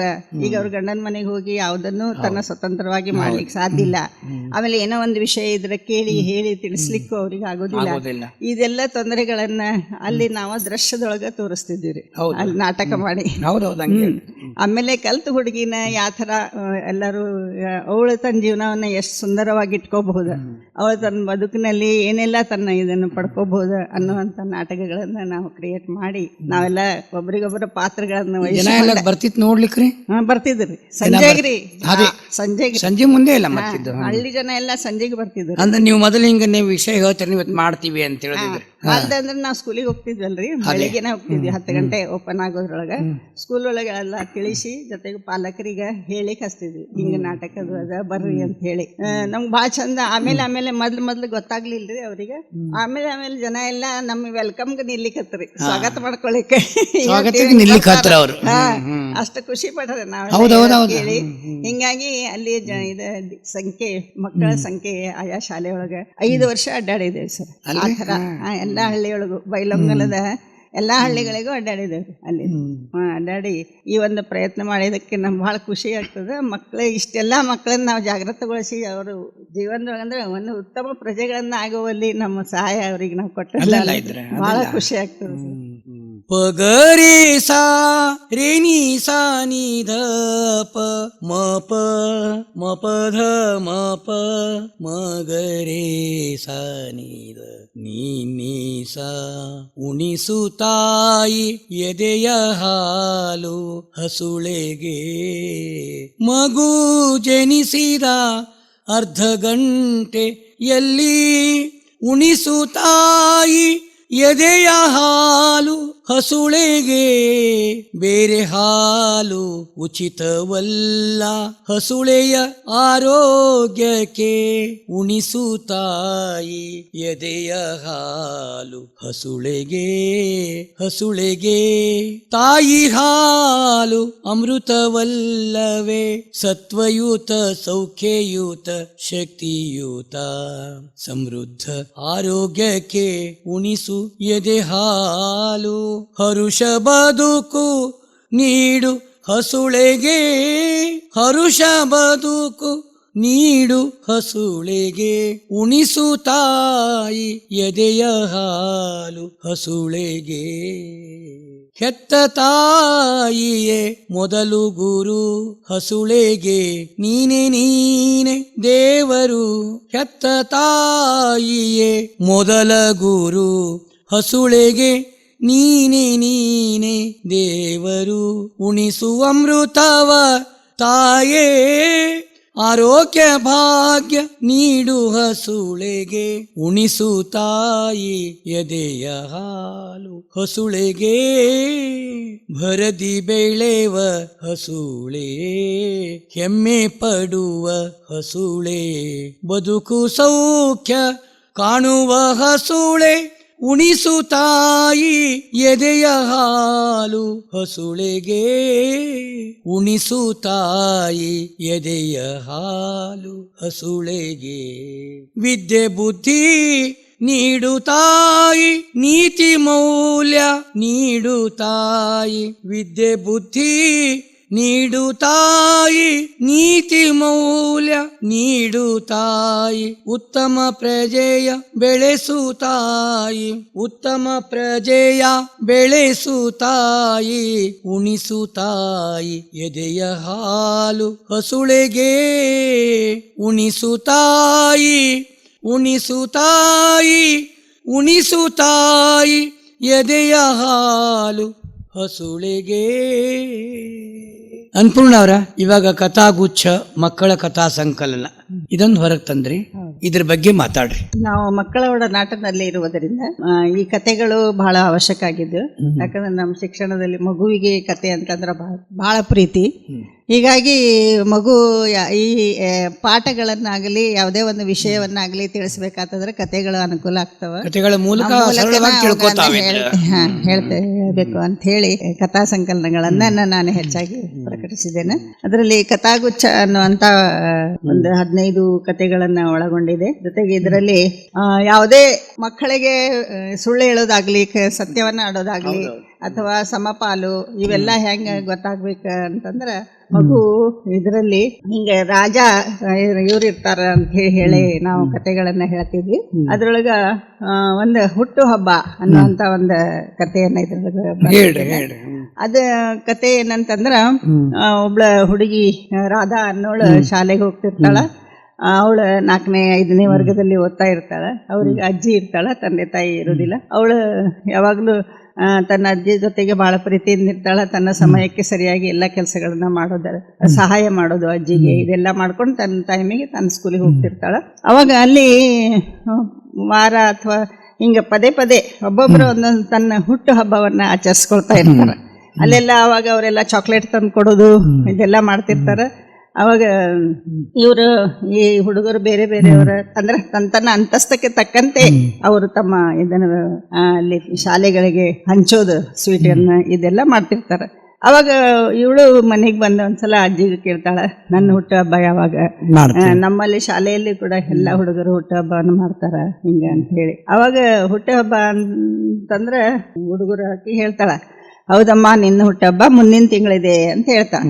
ಹೇಳಿದವಾಗ ಅವಾಗ ಅವಳು ಹೌದಾ ಮುಂದಿನ ತಿಂಗಳ ಇದೆ ಅಂತಂದ್ರೆ ನಾನೇನ್ ಮಾಡ್ಬೇಕು ಅಂತ ಹೇಳಿ ಆಕಿಗೆ ಯಾವಾಗ್ಲೂ ಅದೊಂದು ಹುಟ್ಟುಹಬ್ಬ ತಾನು ಶಾಲೆಯಲ್ಲಿ ಎಲ್ಲರಂತೆ ಆಚರಿಸ್ಕೊಳ್ಬೇಕು ಅನ್ನುವಂತ ಪ್ರೀತಿ ಇರ್ತದೆ. ಹಿಂಗಾಗಿ ಅವಳೇನ್ ಮಾಡ್ತಾಳ ಅಂತಂದ್ರೆ ದಿನಾಲು ನನ್ನ ಹುಟ್ಟುಹಬ್ಬ ಬಂತು ಅಂತ ಹೇಳಿ ಬೇರೆ ಬೇರೆ ಕೆಲಸಗಳನ್ನ ಮಾಡೋದು ಮಾಡೋದು ಅದಕ್ಕೆ ಒಂಥರ ಏನೋ ಆದ್ರೂ ಒಂದು ಇದನ್ನ ಕಲೆಕ್ಟ್ ಮಾಡಿ ಇಡೋದು ಅಮೌಂಟ್ ಎಲ್ಲ ಹಿಂಗೆಲ್ಲ ಮಾಡ್ತಿರ್ತಾಳ. ಅವಾಗ ಅದ ಹಿಂಗೆ ನೋಡ್ತಾ ನೋಡ್ತಾ ಆ ದಿನ ಬಂದು ಬಿಡ್ತದ. ಆದ್ರೆ ಅವಳಿಗೆ ಅದು ಅಲ್ಲಿ ತನಗೆ ಆ ರೀತಿಯಾಗಿ ಹುಟ್ಟುಹಬ್ಬವನ್ನ ಮಾಡ್ಕೊಳಿಕ್ ಆಗೋದಿಲ್ಲ. ಅವಳಿಗೆ ಬಹಳ ಬೇಜಾರಾಗ್ತದ. ಆದ್ರೆ ಅವಳ ಒಬ್ಬಳಕ್ಕೆ ಗೆಳತಿ ಇರ್ತಾಳ. ಆ ಗೆಳತಿ ಅವ್ರಿಗೆ ಗೊತ್ತಿರ್ತದ ಇವಳ ಬಗ್ಗೆ, ನಾನು ಇದು ಇವಳು ಎಲ್ಲ ಬಡತನದಲ್ಲಿ ಇದ್ದಾಳ ಅಂತ ಹೇಳಿ. ಆ ದಿನ ಅವಳು ತಂದ ಅಲ್ಲಿ ತನ್ನ ರಾಧಾಳ ಹುಟ್ಟುಹಬ್ಬವನ್ನ ನನ್ನ ಗೆಳತಿ ಹುಟ್ಟುಹಬ್ಬ ಇವತ್ತು ಅಂತ ಹೇಳಿ ಅವಳು ಅದನ್ನೆಲ್ಲ ಅಲ್ಲಿ ಹಂಚ್ತಾಳ. ಅವಾಗ ಅವಳಿಗೆ ಒಂಥರ ಸಂತೋಷದ ಬಾಷ್ಪ ತೆಗಿತಾಳ. ಅವರೆಲ್ಲ ಹೇಳ್ತಾರ ಅವಾಗ ನೋಡ ಗೆಳತನ ಅಂದ್ರೆ ಹಿಂಗಿರ್ಬೇಕ. ಹುಟ್ಟುಹಬ್ಬದ ದಿನ ಅವಳಿಗೆ ಯಾವ ರೀತಿಯಾಗಿ ಅವಳ ನೆರವಾದ್ಲ ಈ ರೀತಿಯಾಗಿ ಎಲ್ಲ ಗೆಳತನವನ್ನ ಇರ್ಬೇಕ ಅಂತ ಅನ್ನೋ ಒಂದು ನೀತಿಯನ್ನ ಅದರಲ್ಲಿ ನಾನು ಪ್ರಕಟಿಸಿದ್ದೇನೆ. ಅವಳ ಸಂತೋಷ ಪಡ್ತಾಳ. ಅಜ್ಜಿ ಕಡೆ ಬರ್ತಾಳ. ಅಜ್ಜಿನೂ ಹೇಳ್ತಾಳ ಅವಳಿಗೆ ಬಹಳ ಖುಷಿ ಆಗ್ತದ, ಇವತ್ತು ನನ್ನ ಕೆಲಸ ನೀ ಮಾಡಿದಿ ಅಂತ ಹೇಳಿ ಬಹಳ ಸಂತೋಷ ಪಡ್ತಾಳ. ಈ ರೀತಿಯಾದ ಒಂದು ಕಥೆ. ಕಥಾಗುಚ್ಛ ಕವನ ಸಂಕಲನ. ಶ್ರೀಮತಿ ಅನ್ನಪೂರ್ಣ ಆರ್ ಕನೋಜ್ ರಾಜ್ಯ ರಾಷ್ಟ್ರ ಪ್ರಶಸ್ತಿ ಪುರಸ್ಕೃತ ಪ್ರೌಢಶಾಲಾ ಶಿಕ್ಷಕಿಯರ ಕಥಾಗುಚ್ಛ ಮಕ್ಕಳ ಕಥಾಲೇಖನಗಳ ಈ ಪುಸ್ತಕವು ಮಕ್ಕಳ ಸಾಹಿತ್ಯ ಲೋಕಕ್ಕೆ ಅದ್ಭುತ ಕೊಡುಗೆಯಾಗಿದೆ. ಮಕ್ಕಳ ಸಾಹಿತ್ಯದಲ್ಲಿ ಕಥಾ ಪ್ರಕಾರ ಕಡಿಮೆ, ಅಂತಹ ವಿರಳ ಸಾಹಿತ್ಯಗಳಲ್ಲಿ ಶ್ರೀಮತಿ ಅನ್ನಪೂರ್ಣ ಆರ್ ಕನೋಜ್ ಒಬ್ಬರು. ಕಣ್ಣಿಗೆ ಕಟ್ಟುವಂತೆ ಕಥೆ ಹೇಳುವ ಶೈಲಿ ಮಕ್ಕಳಿಗೆ ತುಂಬಾ ಇಷ್ಟವಾದುದು. ಸರಳ ಸುಂದರ ಭಾಷಾ ಪ್ರಯೋಗವಾಗಿದ್ದು ಸುಲಭವಾಗಿ ಓದಿಸಿಕೊಂಡು ಹೋಗುವಂಥದ್ದು. ಕಥೆಗಳಲ್ಲಿ ಪ್ರಾಣಿ ಪಕ್ಷಿ ಪರಿಸರಗಳ ಬಗ್ಗೆ ಎಲ್ಲ ರೀತಿಯ ವರ್ಣನೆಗಳು ಬಂದು ಮಕ್ಕಳಿಗೆ ತಿಳುವಳಿಕೆ ಮೂಡುವಲ್ಲಿ ಸಹಕಾರಿಯಾಗಿದೆ ಅಂತ ಹೇಳ್ತಾರೆ ನಮ್ಮ ಬೆಳಗಾವಿ ಜಿಲ್ಲೆಯ ಸಾಹಿತ್ಯ ಪರಿಷತ್ತಿನ 2ನೇ ಬಾರಿ ಆಯ್ಕೆಯಾದಂತ ಶ್ರೀಮತಿ ಮಂಗಲಾ ಶ್ರೀ ಮೇಟಗುಡ್, ಅಧ್ಯಕ್ಷರು ಕಸಾಪ ಬೆಳಗಾವಿ ಜಿಲ್ಲೆ ಅಂತ ಹೇಳ್ತೀವಿ ನಾವು. ಆಮೇಲೆ ಇದಕ್ಕೆ ಸತ್ಯಾರ್ಥಿ ಅವರು ಬರ್ದಾರ ಬೆನ್ನುಡಿ. ಆಮೇಲೆ ಹಾಜಿ MR ಮುಲ್ಲಾ ಮಕ್ಕಳ ಸಾಹಿತಿ, ರಾಜ್ಯ ರಾಷ್ಟ್ರ ಪ್ರಶಸ್ತಿ ವಿಭೂಷಿತರು ಬೈಲುಹೊಂಗಲ್ ಬರ್ದಾರ. ಇದು ಕಥಾಗುಚ್ಛ ಅದ್ಭುತವಾದಂತ ನಿಮ್ಗ ಹೆಸರು ತಂದು ಕೊಟ್ಟದ. ಈಗ ಮುಂದೆ ನಿಮ್ದು ಮಕ್ಕಳ ಸಾಹಿತ್ಯಕ್ಕೆ ಬೈಲಹೊಂಗಲ ತಾಲೂಕಿನ ಕೊಡುಗೆ, ಇದ್ರ ಬಗ್ಗೆ ಮಾತಾಡ್ರಿ. ಎಲ್ಲ ಕಡೆ ನಾವು ಸಾಹಿತ್ಯ ಕಾರ್ಯಕ್ರಮಗಳಿಗೆ ಎಲ್ಲ ಹೋಗ್ತಿದ್ವಿ. ಎಲ್ಲ ಕಡೆ ಹೋಗ್ತಿದ್ದವಾಗ ಬೇರೆ ಬೇರೆ ಸಾಹಿತ್ಯಕರ ಒಂದು ಸಂಘಟನೆಗಳನ್ನ ನೋಡ್ತಿದ್ವಿ. ಆಮೇಲೆ ದೊಡ್ಡ ದೊಡ್ಡ ಸಾಹಿತಿಗಳ ಅದ್ರ ಬಗ್ಗೆ ಹೇಳ್ತಿದ್ರು. ಅದೇ ರೀತಿಯಾಗಿ ಈಗ ನಮ್ಮ ಕಣ್ವಿಯವ್ರು ಹೇಳ್ತಾರ, ಯಾವಾಗಲೂ ನಮ್ಮ ಸಾಹಿತ್ಯ ಪೂರ್ಣ ಆಗ್ಬೇಕಂತಂದ್ರೆ ನಮ್ಮ ಇದರಲ್ಲಿ ಮಕ್ಕಳ ಸಾಹಿತ್ಯ ಅವಶ್ಯಕ. ಅದಿಲ್ಲ ಅಂತಂದ್ರೆ ಅದು ಪೂರ್ಣ ಆದಂಗಲ್ಲ ನಮ್ಮ ಕನ್ನಡ ಸಾಹಿತ್ಯ ಅಂತ ಹೇಳ್ತಾರೆ. ಮಕ್ಕಳ ಸಾಹಿತ್ಯ ಬೇಕಿದ್ರೆ ಹಿಂಗೆ ಅಂದ್ರೆ ಸ್ಟಾರ್ಟಿಂಗ್ ದೊಳಗೆ ನಾವೆಲ್ಲ ಕವಿತೆ ಬರೆಯುವಾಗ ನಮ್ಗೆ ಬೇರೆ ಹೆಂಗಿದ್ದವ್ರು ಅಂದ್ರೆ ಚಿಡಾಯಿಸ್ತಿದ್ರಿ, ಏನ ಗುಬ್ಬಿಕಾಗಿ ಕತಿ ಬರಿತಿ, ಏನ ಹಾಡು ಹೇಳ್ತಿ ಅಂತ ಹೇಳಿ. ಹೆಂಗಿದ್ದವಾಗ ನಾವು ಅಂದ್ರೆ ಗುಬ್ಬಿಕಾಗಿ ಕತಿ ಅಲ್ಲ, ಮಕ್ಕಳ ಇದರಿಂದನ ಮುಂದೆ ಹೋಗೋದಿರ್ತದ. ಗುಬ್ಬಿಕಾಗಿ ಅಂದ್ರೆ ಅವ್ರಿಗೆ ಬಹಳ ಪ್ರೀತಿ ಮಕ್ಕಳಿಗೆ. ಹೌದು, ಆ ಹಕ್ಕಿ ಪಕ್ಷಿ ಒಂದು ಪರಿಸರ ಇವುಗಳನ್ನ, ನಾಯಿ ಬೆಕ್ಕು ಇವುಗಳಂತಂದ್ರೆ ಮಕ್ಕಳಿಗೆ ಬಹಳ ಪ್ರೀತಿ. ಅದಕ್ಕಾಗಿ ಅವುಗಳ ಬಗ್ಗೆನ ಬರೆದಾವಾಗ ಮಾತ್ರ ಅವ್ರಿಗೆ ಅದ್ರ ಬಗ್ಗೆ ಪೂರ್ಣ ಮಾಹಿತಿ ಸಿಗ್ತದೆ. ಶಿಶು ಸಂಗಮೇಶ್ ಇದ್ದಾರೆ, ಹೌದ್ರಿ, ಶಂಗು ಬಿರಾದಾರ ಅಂತ ಹೇಳ್ತೀವಿ. ಅವ್ರ ಮಗಳು ಭಾರತಿ ಪಾಟೀಲ್ ಇದ್ದಾರೆ. ಎಲ್ಲಾ ಹಂತದೊಳಗೂ ಸಾಹಿತ್ಯ ಅದಲ್ಲ. ಹೌದು, ಅವ್ರವ್ರ ಹಂತದೊಳಗ ಸಾಹಿತ್ಯ ಬೇಕೇ ಇದ್ರದ್. ಮತ್ತೆ ಹಿಂಗಾಗಿ ಶಿಶು ಸಾಹಿತ್ಯದಿಂದ ಮಕ್ಕಳು ವಂಚಿತ ಆಗ್ತಾರೆ. ನೀವು ಕಾಗಿ ಗುಬ್ಬಿ ಕಥೆ ಹೇಳ್ತೀರಿ, ಹಾಡು ಹೇಳ್ತೀರಿ, ಆಕರ್ಷಣೆ ಹೊಂತೀರಿ. ಆಮೇಲೆ ಮನುಷ್ಯನ ವ್ಯಕ್ತಿ ವಿಕಾಸಕ್ಕೆ ಅದು ಅವಶ್ಯ ಬಹಳ ಆ ಹಂತದೊಳಗಿದ್ರದ್. ಅದಕ್ಕೇನಿದೆ ನಮಗೆ ಶಿಶು ಸಾಹಿತ್ಯ ಅತಿ ಅವಶ್ಯ ಅಂತ ನಮ್ಮೂರ ಬಾನುಲಿ ಕೇಂದ್ರದ ಮುಖಾಂತರ ನಾನು ಬೆಳಗಾವಿ ಡಾಕ್ಟರ್ ಶ್ರೇಯಾಂಗ್ ಜೋಶಿ ಹೇಳ್ತೀನಿ ಅಂದ್ರೆ ಹೇಳಿ. ಧನ್ಯವಾದಗಳು ಸರ್. ಅದರಲ್ಲಿ ಯಾವಾಗ ಏನ್ ಅನಿಸ್ತಿತ್ತು ಅಂತಂದ್ರೆ ನಾವು ಮಕ್ಕಳ ಸಾಹಿತ್ಯನೂ ಅಷ್ಟು ಗಟ್ಟಿಮುಟ್ಟಿ ಆಗ್ಯದ. ಕನ್ನಡ ಸಾಹಿತ್ಯದಲ್ಲಿ ಈ ರೀತಿಯ ಸಾಹಿತಿಗಳು ಇದ್ದಾರೆ, ಇದನ್ನ ಹೇಳ್ಬೇಕಾಗಿತ್ರಿ ನನಗೆ. ಯಾವಾಗ್ಲೂ ಅದು ಒಂಥರ ಯಾಕೆ ಹಿಂಗೆಲ್ಲ ಏನ್ ಬಿಡ ಮಕ್ಕಳ ಸಾಹಿತ್ಯ ಅಂತ ಹೇಳಿ ಇದ್ ಮಾಡಿಬಿಡ್ತಾರ. ಇದ್ರ ಬಗ್ಗೆ ಹೋರಾಟ ನಡೆಸಿದವ್ರ ನಮ್ಮ ಸತ್ಯಾರ್ಥಿ ಸರ್ ರೀ, ಇದು ಬೆಳಗಾವಿ ಜಿಲ್ಲೆಯೊಳಗೆ. ಅವ್ರ ತಾಯಿಯೇ ಮೊದಲ ಗುರು ಬಹಳ ಚಂದ ಬರ್ದಾರ ಅವ್ರು. ಅದೇ ಇವನೇ ನೋಡು ಅನ್ನದಾತ, ಆ ರೀತಿಯಾಗಿ ಅವರು ಎಲ್ಲಿ ಹೋದಲ್ಲಿ ಅದನ್ನ ಹೋರಾಟ ಮಾಡೋರು, ಅವರಿಗೆ ಸಾಥ್ ಕೊಡೋರು ಬಹಳ ಕಡಿಮೆ, ಯಾರು ಇರ್ತಿರ್ಲಿಲ್ಲ. ಹೆಚ್ಚಾಗಿ ಇವ್ರು ಏನ್ ಹೇಳ್ತಾರ ಹಿಂಗಂತಿದ್ರ. ಆದ್ರೆ ಆ ಮಕ್ಕಳ ಬಗ್ಗೆ ತಿಳ್ಕೊಳ್ಳೋ ಆಸಕ್ತಿ ಯಾರಿಗೂ ಇರ್ಲಿಲ್ಲ. ಇವೆಲ್ಲ ನೋಡಿ ಆದ್ರೆ ನಾವು ಸಂಘಟನೆ ನಮ್ದು ಇಷ್ಟು ಜನ ಸಾಹಿತಿಗಳು ಇದ್ದಾರೆ, ಅವ್ರು ಈ ರೀತಿಯಾದ ಸಾಹಿತ್ಯವನ್ನು ರಚಿಸ್ತಿದ್ದಾರೆ ಅಂತ ಹೇಳ್ಬೇಕಾಗಿತ್ತು ಅನ್ನೋದಕ್ಕೆ ನಾನು ಈ ಒಂದು ಸಂಗ್ರಹವನ್ನ ಎಲ್ಲ ಸಾಹಿತಿಗಳ ಬಗ್ಗೆ, ಮಕ್ಕಳ ಸಾಹಿತ್ಯ ನಮ್ಮ ಬೈಲೊಂಗಲದೊಳಗೆ ಎಷ್ಟು ಜನ ಇದ್ದಾರೆ, ಅವ್ರು ಏನೇನು ಇನ್ನು ಬರೆದಿದ್ದಾರೆ ಅದ್ರ ಬಗ್ಗೆ ಇದನ್ನು ಒಂದು ಮಾಡಿದ ಮಕ್ಕಳ ಸಾಹಿತ್ಯಕ್ಕೆ ಇದು ಕೊಡುಗೆ ಯಾರ್ಯಾರು ನೀಡಿದಾರ ಆ ಸಾಹಿತಿಗಳನ್ನ ಇಲ್ಲಿ ಗುರುತಿಸಿಕೊಂಡು ನಾನು ಇದನ್ನ ರಚನೆ ಮಾಡಿದೆ ಸರ್. ಅಲ್ಲ, ಈಗ ಕನೋಜ್ ಅವರ ಎಂತಿಂತ ದಿಗ್ಗಜರು ಬರೀತಾರೆ. ಈಗ ಬೇಂದ್ರೆ ಅವರು, ಕುವೆಂಪು ಬೇಕಾದಷ್ಟು ಜನ ಬರ್ದಾರ. ಬಣ್ಣದ ತಗಡಿನ ತುತ್ತೂರಿ, ಕಾಸೆ ಕೊಂಡನ ಕಸ್ತೂರಿ ಅಂತ ಹೇಳಿದ್ರು, ಅಂಚೆಯ ಅಣ್ಣ ಬಂದಿಯ ಚಿಣ್ಣ ಅಂತ ಹೇಳಿದ್ರು. ಹಿಂಗೆ ಎಷ್ಟೋ ಕವನಗಳವ, ಬಾರಲ್ಲಿ ಹಕ್ಕಿ, ಬಣ್ಣದ ಅದೆಲ್ಲ. ಆಮೇಲೆ ಚಂದ್ರನ ಮೇಲವ, ಚಂದಿರನೈತ್ಯಕ್ಕೆ ಓಡುವ ನಮ್ಮ ಅಂದ್ರೆ ಶಿಶು ಸಾಹಿತ್ಯ ಎಲ್ಲರೂ ಬರ್ದಾರಿದ್ರೆ ಆ ಸಾಹಿತ್ಯ ನಮಗ ಅತಿ ಅವಶ್ಯದ ಈಗಿದ್ರೆ. ಕೇಳುಗರೆ, ಕನೋಜ್ ಅವರು ನೀಡಿದ ರೇಡಿಯೋ ಕಾರ್ಯಕ್ರಮಗಳು, ತನ್ನ ಸ್ವರಚಿತ ಕವಿತಾ ವಾಚನ, ಸಂದರ್ಶನ ಹಾಗೂ ಚಿಂತನ ಕಾರ್ಯಕ್ರಮ ಮತ್ತು ಪರಿಸರ ಕಾರ್ಯಕ್ರಮಗಳಲ್ಲಿ ಭಾಗವಹಿಸಿ ಬಹುಮಾನ ಪಡೆದಿದ್ದಾರೆ. ಟಿವಿ ಕಾರ್ಯಕ್ರಮ ರಾಷ್ಟ್ರೀಯ ಚಾನೆಲ್ ಚಂದನ ಟಿವಿಯಲ್ಲಿ ಬೆಳಿಗ್ಗೆ ಪ್ರಸಾರವಾಗುವ ಬೆಳಗು ಕಾರ್ಯಕ್ರಮದಲ್ಲಿ ಸಂದರ್ಶನ ಹಾಗೂ ರಾತ್ರಿ ಪ್ರಸಾರವಾಗುವ ಥಟ್ ಅಂತ ಹೇಳಿ ಕಾರ್ಯಕ್ರಮಗಳಲ್ಲಿ ಭಾಗವಹಿಸಿ ಪುಸ್ತಕ ಬಹುಮಾನ ಸ್ವೀಕರಿಸಿದ್ದಾರೆ. ಕೇಳುಗರೆ, ಇನ್ನು ಸಾಹಿತ್ಯ ಕೃಷಿ, ಸುದರ್ಶಿನಿ ಕಾವ್ಯನಾಮದಡಿ ಮಕ್ಕಳ ಕವನ, ಕಥೆ, ಚುಟುಕು, ಪ್ರಾಸ್, ಪದ್ಯಗಳು, ನಾಟಕಗಳು, ಸಂಶೋಧಾತ್ಮಕ ವೈಚಾರಿಕ ಲೇಖನಗಳನ್ನು ರಚಿಸಿದ್ದಾರೆ. ಮಕ್ಕಳ ಕವನ ಮತ್ತು ಕಥಾ ಸಂಕಲನಗಳನ್ನು ಪ್ರಕಟಿಸಿ ಮಕ್ಕಳ ಸಾಹಿತಿಗಳಾಗಿ ಗುರುತಿಸಿಕೊಂಡಿದ್ದಾರೆ. ಚಿಂತನ ವಿಜ್ಞಾನ ಚಿತ್ರದುರ್ಗದವರು ಏರ್ಪಡಿಸಿದ ಪ್ರಬಂಧ ಸ್ಪರ್ಧೆಯಲ್ಲಿ ಪ್ರಾಥಮಿಕ ಶಿಕ್ಷಣದಲ್ಲಿ ಆಸಕ್ತಿದಾಯಕ ವಿಜ್ಞಾನ ಬೋಧನಾ ಮಾರ್ಗಗಳು ಎಂಬ ವಿಷಯದಲ್ಲಿ ಬರೆದ ಪ್ರಬಂಧ ರಾಜ್ಯ ಮಟ್ಟದಲ್ಲಿ 14ನೇ ರ್ಯಾಂಕ್ ಪಡೆದಿದೆ. ಸುಧಾ ವಾರಪತ್ರಿಕೆಯಲ್ಲಿ ಪ್ರಕಟಗೊಂಡ ಗಿರೀಶನ ಒಗಟು ಮಕ್ಕಳ ಕಥೆ ಮಹಾರಾಷ್ಟ್ರ ರಾಜ್ಯ ಸರ್ಕಾರದ 8ನೇ ವರ್ಗದ ಪಠ್ಯ ಪುಸ್ತಕಕ್ಕೆ ಪಠ್ಯವಾಗಿ ಆಯ್ಕೆಯಾಗಿದ್ದು ಹೆಮ್ಮೆ ತಂದಿದೆ. ಪುಟಾಣಿ ಹಕ್ಕಿ ಮಕ್ಕಳ ಕವನ ಸಂಕಲನ 2004ರಲ್ಲಿ, ಗಿರೀಶನ ಒಗಟು 2012ರಲ್ಲಿ, ಕನ್ನಡದ ಕಂದ 2016ರಲ್ಲಿ, ಕಥಾಗುಚ್ಛ ಮಕ್ಕಳ ಕಥಾ ಸಂಕಲನ 2018 ಕಥಾಮಂಜರಿ 2020ರಲ್ಲಿ ಮಕ್ಕಳ ಸಾಹಿತ್ಯಕ್ಕೆ ಬೈಲೊಂಗಲ್ ತಾಲೂಕಿನ ಕೊಡುಗೆ ಮಕ್ಕಳ ಸಾಹಿತ್ಯ ಪರಿಚಯಾತ್ಮಕ ಕೃತಿ 2022ರಲ್ಲಿ ಇವರ ಪ್ರಕಟಿತವಾದ ಕೃತಿಗಳು. ಇನ್ನು ಭಾರತ ಮಾತೆಯ ವೀರಪುತ್ರ ಮಹಾರಾಣ ಪ್ರತಾಪ್ ಸಿಂಗ್ ಜೀವನ ಚರಿತ್ರೆ, ಮಕ್ಕಳ ನಾಟಕಗಳಾದ ಅಜ್ಞಾನ ರಾಕ್ಷಸ, ಪರಿಸರ ಸಂರಕ್ಷಣೆಗೆ ಬುದ್ಧಿಮಾತು ಇವರ ಅಪ್ರಕಟಿತ ಕೃತಿಗಳು. ಅಂದ್ರೆ ಇವು ಅಚ್ಚಿನ ಮನಿ ಒಳಗವ ಅಚ್ಚಾಬೇಕಿವು. ಕಥಾಮಂಜರಿ ಸ್ವಲ್ಪ ಮಾತಾಡ್ರಿ. ಈ ಒಂದು ಕಥಾಗುಚ್ಛದಲ್ಲಿ, ಈ ಕಥಾಮಂಜರಿ ಅನ್ನುವಂತ ಶೀರ್ಷಿಕೆ ಪಡೆದಂತಹ ಕಥಾಗುಚ್ಛದಲ್ಲಿ 16 ಕಥೆಗಳನ್ನ ನಾನು ಒಳಪಡಿಸಿದ್ದೇನೆ. ಇದನ್ನ ಚಾಚಾ ನೆಹರು ಅವರಿಗೆ ಅರ್ಪಣೆ ಮಾಡುತ್ತೆ. ಈ ಒಂದು ಇದ್ರೊಳಗ ಅನೇಕ ಕಥೆಗಳು ಬರ್ತವ. ಅವುಗಳಲ್ಲಿ ಒಂದು ಅಂತಂದ್ರೆ ದೇವರು ಕುರುಡನೆ ಅನ್ನುವಂತಹ ಕತೆ. ದೇವರು ಕುರುಡನೆ ಅಂತಂದ್ರೆ ಕೇಳಿದವ್ರು ನಮ್ಗೆ ಹಿಂಗ್ರಿ ಏನು ಇದು ಹೆಸರಿಟ್ಟಿರಿ ಅಂತಂದ್ರೆ ಅಂದ್ಕೂಡ ನಾನು ಹೇಳ್ತೇನೆ ತಡೀರಿ ಅದ್ರ ಕತೆ ಅಂತ. ಸುಮಾರು ಎಲ್ಲಾರು ಈ ಒಂದು ಸೀಸನ್ ಅಲ್ರಿ ಜಾತ್ರೆಗೆ ಹೋಗುದ, ಎಲ್ಲರೂ ಯಾತ್ರೆಗೆ ಹೋಗ್ತಿರ್ತಾರ. ಬಹಳ ಜನ ಕೂಡಿ ತುಂಬಾ ಒಂಥರ ಸರತಿ ಸಾಲಿನಲ್ಲಿ ಇರುವಾಗ ಅದರಲ್ಲಿ ಒಬ್ಬವ ಕುರುಡಿರ್ತಾನ. ಆ ಕುರುಡನು ಕೂಡ ಇವ್ರ ಜೊತೆಗೆ ಅವ್ರು ಹೋದಂಗ ಹೋಗಿ ಆ ಒಂದು ದರ್ಶನವನ್ನ ಪಡೆಯುವಂತ ಸಾಲಿನಲ್ಲಿ ನಿಂತಿದ್ದನ್ನು ಕಂಡ ಆ ಕಡೆ ಈ ಕಡೆ ನಿಂತವ್ರೆಲ್ಲ ಅನ್ಲಿಕ್ಕೆ ಹತ್ರ, ಇವ್ ಯಾಕೆ ಬಂದಾನೋ ಮಾರಾಯ, ಕಣ್ಣ ಇಲ್ಲ, ಯಾರ ದರ್ಶನ ಹೆಂಗ್ ಮಾಡವ ಅಂತ ಹೇಳಿ ಅದನ್ನ ಕೇಳಿ ಮುಂದೆ ಹೋಗ್ತಾ ಅವನಿಗ ಅದ ಅಂದಿದ್ದ ಅವನ ಕಿವಿ ಮೇಲೆ ಬಿದ್ದ ಮೇಲೆ ಅವನು ಹೇಳ್ದ, ನೋಡಪ್ಪ ನೀವೆಲ್ಲರೂ ದರ್ಶನ ಮಾಡ್ಲಿಕ್ಕೆ ಬಂದಿರಲ್ಲ ಅಂತಂದ. ಹೌದು, ಆದ್ರೆ ನಾನ ದರ್ಶನ ಕೊಡ್ಲಿಕ್ಕೆ ಬಂದಿದ್ದೇನೆ. ಯಾಕಂತಂದ್ರೆ ದೇವ್ರ ಕುರುಡನಲ್ಲ, ದೇವ್ರ ನನ್ನನ್ನ ನೋಡ್ತಾನ. ನಾನು ಅವನಿಗೆ ನೋಡ್ಲಿಲ್ಲ ಅಂದ್ರೆ ಅದು ಒಂದು ಬೇರೆನೆ. ಆದ್ರೆ ನನಗೆ ಅವನ್ ಕಾಣೋದಿಲ್ಲ, ಆದ್ರೆ ನಾನು ಅವನಿಗೆ ಕಾಣ್ತೇನಲ್ಲ.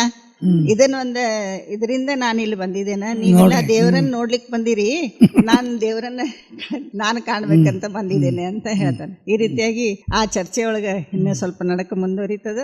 ಅವನ ಪಡೆದ್ಮೇಲೆ ನಿಜವಾಗಿ ಎಲ್ಲರಿಗೂ ಸತ್ಯ ಅನಿಸ್ತದ.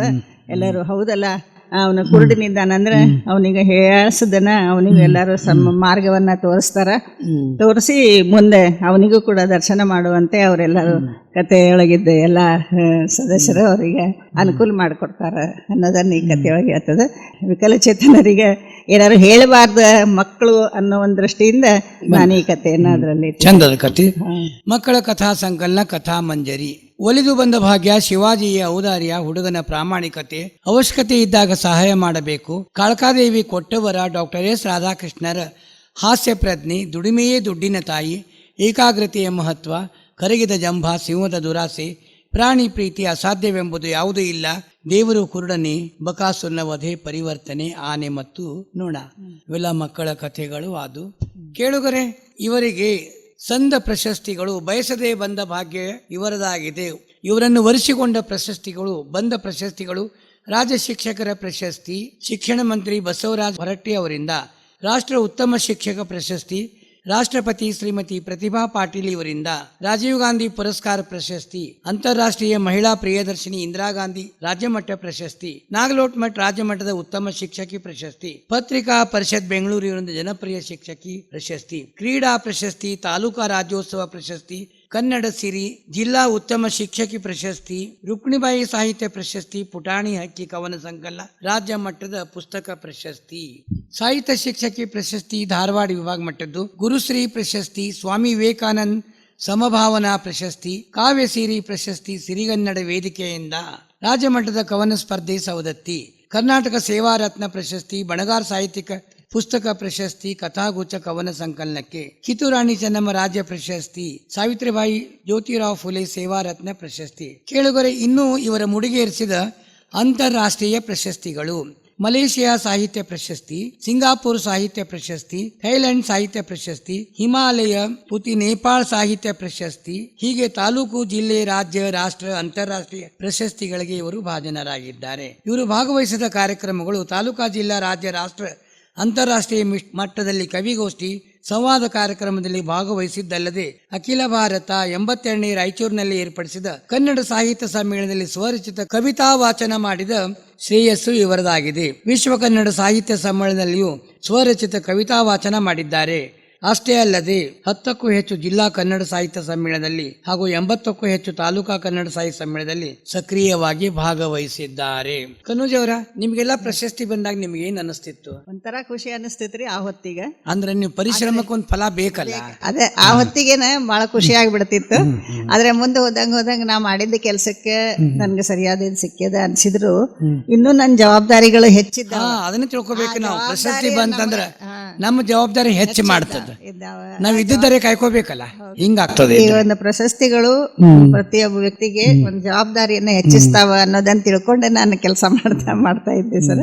ಪ್ರತಿಯೊಂದು ಯಾವುದೇ ಒಂದು ಕೆಲಸ ಮಾಡೋದ್ರಲ್ಲಿ ನನಗೆ ನಮ್ಮ ಮನೆಯವರು ನನಗೆ ಪೂರ್ಣ ಸಹಕಾರ ಕೊಟ್ಟಿದ್ದಾರೆ. ಹಾಗಾಗಿ ಯಾವುದಕ್ಕೂ ನಾನು ಹಿಂಜರಿಯದೆ ಯಾವುದೇ ಒಂದು ಸಹಕಾರ ಮಾಡಿಕೊಡುವಲ್ಲಿ, ಮಕ್ಕಳಿಗೆ ದಾನ ಧರ್ಮ ಮಾಡುವಲ್ಲಿ, ಶಾಲೆಯಲ್ಲಿ ನಡೆಸೋದ್ರಲ್ಲಿ. ಆದ್ರೆ ಇನ್ನೊಂದು ವಿಶೇಷ ಅಂತಂದ್ರೆ, ನಾನು ನಮ್ಮ ಅತ್ತೆ ಮೊದಲನೇ ವರ್ಷದ ವಾರ್ಷಿಕ ದಿನಾಚರಣೆ ಮಾಡುವಾಗ ಇಡೀ ನಮ್ಮ ತಾಲೂಕಿನ ಎಲ್ಲಾ ಕನ್ನಡ ಶಾಲೆ ಮಕ್ಕಳಿಗೆ ದಂತ ತಪಾಸಣೆ ಮಾಡಿಸಿದೆ ಸರ್. ಎಲ್ಲರಿಗೂ ನಮ್ಮ ಪಂಚಾಯತಿ ವತಿಯಿಂದ, ಇಲ್ಲಿ ನಮ್ಮ ಕೆಎಲ್ಇ ಇದರ ಸಹಕಾರದಿಂದ ಅಲ್ಲಿ ದಂತ ತಪಾಸಣೆಯನ್ನ ಮಾಡಿಸಿದ್ದೆ. ಅದೇ ಎಲ್ಲರೂ ನೆನ್ಸ್ಕೋತಾರೆ. ಬರ್ತಾ ಇಲ್ಲ, ಆಡು ಮುಟ್ಟದ ಸೊಪ್ಪಿಲ್ಲ ಅಂತೀವಲ್ಲ, ಎಲ್ಲಾ ಕ್ಷೇತ್ರದೊಳಗೂ ದುಡ್ದಿರಿ, ಸಾಧನೆ ಮಾಡಿರಿ. ನಾವು ಬಹಳ ಸಂತೋಷ ಅನ್ನಿಸ್ತದ. ಇವಾಗ ನಮ್ಮೂರ ಬಾನುಲಿ ಕೇಂದ್ರಕ್ಕೆ ಬಂದಿರಿ, ನಿಮ್ಗೆ ಏನ್ ಅನಿಸ್ಲಿಕ್ಕತ್ತದ? ಇದು ಒಂಥರ ನೀವು ಕೊಟ್ಟ ಒಂದು ಸಂತೋಷ ಆಗ್ಯದಂತೀರಿ. ಸಂತೋಷ ಆಗ್ಯದ ಸರ್. ಯಾಕಂದ್ರೆ ಮತ್ತೊಮ್ಮೆ ಎಲ್ಲ ಮೆಲಕ್ ಹಾಕ್ದಂಗ ಆಯ್ತು. ಯಾಕಂದ್ರೆ ನಡಕ್ ಸ್ವಲ್ಪ ಈ ರೀತಿ ಮಾತುಗಳನ್ನ ಎಲ್ಲೂ ಆಡ್ಲಿಕ್ಕೆ ಸಾಧ್ಯ ಇಲ್ಲ. ಇಲ್ಲ ಹಿಂಗೆ ಹೇಳ್ತೀನಿ.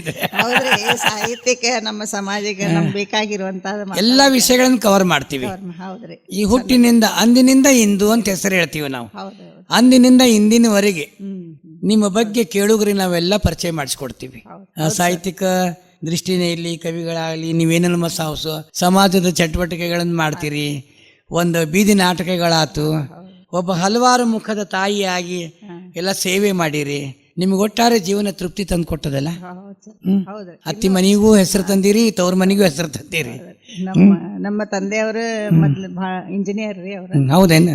ಅವ್ರು ಒಟ್ಟೆ ಎಲ್ಲಾ ಮಕ್ಕಳಿಗೂ ಎಜುಕೇಶನ್ ಕೊಡ್ಬೇಕು ಕೊಟ್ಟಾರ. ಇಷ್ಟು ಜನ ಮತ್ ನೀವು ಅಲ್ಲ, ಇಷ್ಟು ಜನ ಇದ್ದೀರಿ. ನಾವು 8 ಜನ ಇದ್ರು ಎಲ್ಲಾ ಮಕ್ಳಿಗೂ ಸರಿಯಾದ ಶಿಕ್ಷಣವನ್ನು ಒದಗಿಸಿಕೊಟ್ಟಿದ್ದಾರೆ ಅವರು. ಯಾಕಂತಂದ್ರೆ ಇದು ಕದಿಯದಂತ ಆಸ್ತಿ, ಕದಿಯದಂತ ಆಸ್ತಿ ಕದಿಯೋದಿಲ್ಲ. ಆಮೇಲೆ ಈ ಆಸ್ತಿ ಸವಿಯುವುದಿಲ್ರಿ, ಉಳ್ದೆಲ್ಲ ಸವಿತದ. ಕರಗೋದಿಲ್ಲ, ಸವಿಯೋದಿಲ್ಲ, ಕಳಿಯೋದಿಲ್ಲ. ಅದಕ್ಕಾಗಿ ಶಿಕ್ಷಣದ ಬಗ್ಗೆ ನಾವು ಮೊದಲಿಂದ ಅದೊಂಥರ. ಮತ್ತೆ ಅವರ ಸಮಾಜ ಸೇವಕರಾಗಿ ಅಲ್ಲಿ ನಮ್ಮ ಏರಿಯಾ ಅವಾಗ ಸಣ್ಣದಿತ್ರಿ, ದಾಂಡೇಲಿ. ಅವಾಗ ಆ ಏರಿಯಾದೊಳಗ ಸುಶಿಕ್ಷಿತರದ್ದು ಒಂದ ನಮ್ಮ ಫ್ಯಾಮಿಲಿ ಇತ್ರಿ. ನಮ್ಮ ತಂದೆಯವರು ಅದೆಲ್ಲ ಪಂಚಾಂಗದೊಳಗೆ ಹೇಳೋದು, ಯಾವ ಹಬ್ಬ ಯಾವಾಗ ಬಂದದ, ತಿಳಿಸ್ಬೇಕಲ್ಲ, ಗ್ರಹಣ ಯಾವಾಗ ಬರ್ತದ, ಇವೆಲ್ಲ ಕೇಳಲಿಕ್ಕಾಗಿ ಪ್ರತಿಯೊಂದು ಮಗು ಆದ್ರೂ ಹುಟ್ಟಿದ್ರು ಮಾಡಿದ್ರು ನಮ್ಮ ಮನೆಗೆ ಬರ್ತಿದ್ರಿ ಎಲ್ಲರೂ ಕೇಳಿ. ನಿಮ್ಮ ಏಕಮೇವ ಪುತ್ರನ ಬಗ್ಗೆ ಮಾತಾಡ್ರಿ, ಹೆಸರು ಹೇಳ್ರಿ, ಮಾತಾಡ್ರಿ. ನನ್ಗೆ ಒಬ್ನೇ ಮಗ. ಅವನು ಬಹಳಲ್ಲೇ ಅಂದ್ರೆ ನಮ್ಮ ಮದುವೆಯಾದ ಸುಮಾರು ವರ್ಷಗಳಿಗೆ ಹುಟ್ಟಿದ. ಅದ್ರೊಳಗ ನಾವ್ ಅವಾಗ ಏನ್ ಮಾಡಿದ್ವಿ ಅಂತಂದ್ರ ಮಕ್ಕಳಿಲ್ಲ ಅಂತ ಸುಮ್ನೆ ಇರ್ಲಿಲ್ಲ. ಆ ಹೊತ್ತಿಗೆ ನಾವೆಲ್ಲ ನಮ್ಮ ಸಮಾಜದಲ್ಲಿ ಆಗುವಂತೆಲ್ಲ ಅಂದ್ರೆ ಅದ್ರೊಳಗ ನಮ್ಮ ಫ್ಯಾಮಿಲಿ ಒಳಗೆ ಇರುವಂತ ಎಲ್ಲಾ ಮಕ್ಕಳಿಗೆ ನಾನು ಸುಶಿಕ್ಷಿತ ಮಾಡಿದೆ ಸರ್. ಪ್ರತಿಯೊಂದು ಹುಡುಗರನ್ನ ತಂದೆ ಇಲ್ಲಿ ಇಟ್ಕೊಂಡು ನನ್ನ ಕಡೆ ಅವರನ್ನ ಸಾಲಿ ಕಲಿಸಿ, ಹೆಣ್ಣು ಮಕ್ಳು 6 ಜನ ಇದ್ರ ಅಂದ್ರ ನಾವು 5 ಜನ ರೀ, ನಮ್ಮ ಮೈದನ ಭಾವಂದಿರೆಲ್ಲ ಸೇರಿ ಅವ್ರ ಎಲ್ಲಾ ಜೊತೆ ಸೇರಿ ಇರ್ತಿದ್ವಿ ಅಂತ ಅಂದ್ಕೊಳ್ಳ. ಅವ್ರ ಕುಟುಂಬ ಹೊಲ ಮನೆ ಮಾಡ್ತಿದ್ರಿ. ಇವ್ರಿಗೆ ಶಿಕ್ಷೆ ಹೇಳಿ ಕಲಿಸ್ಲಿಕ್ಕೆ ಆಗ್ತಿರ್ಲಿಲ್ಲ.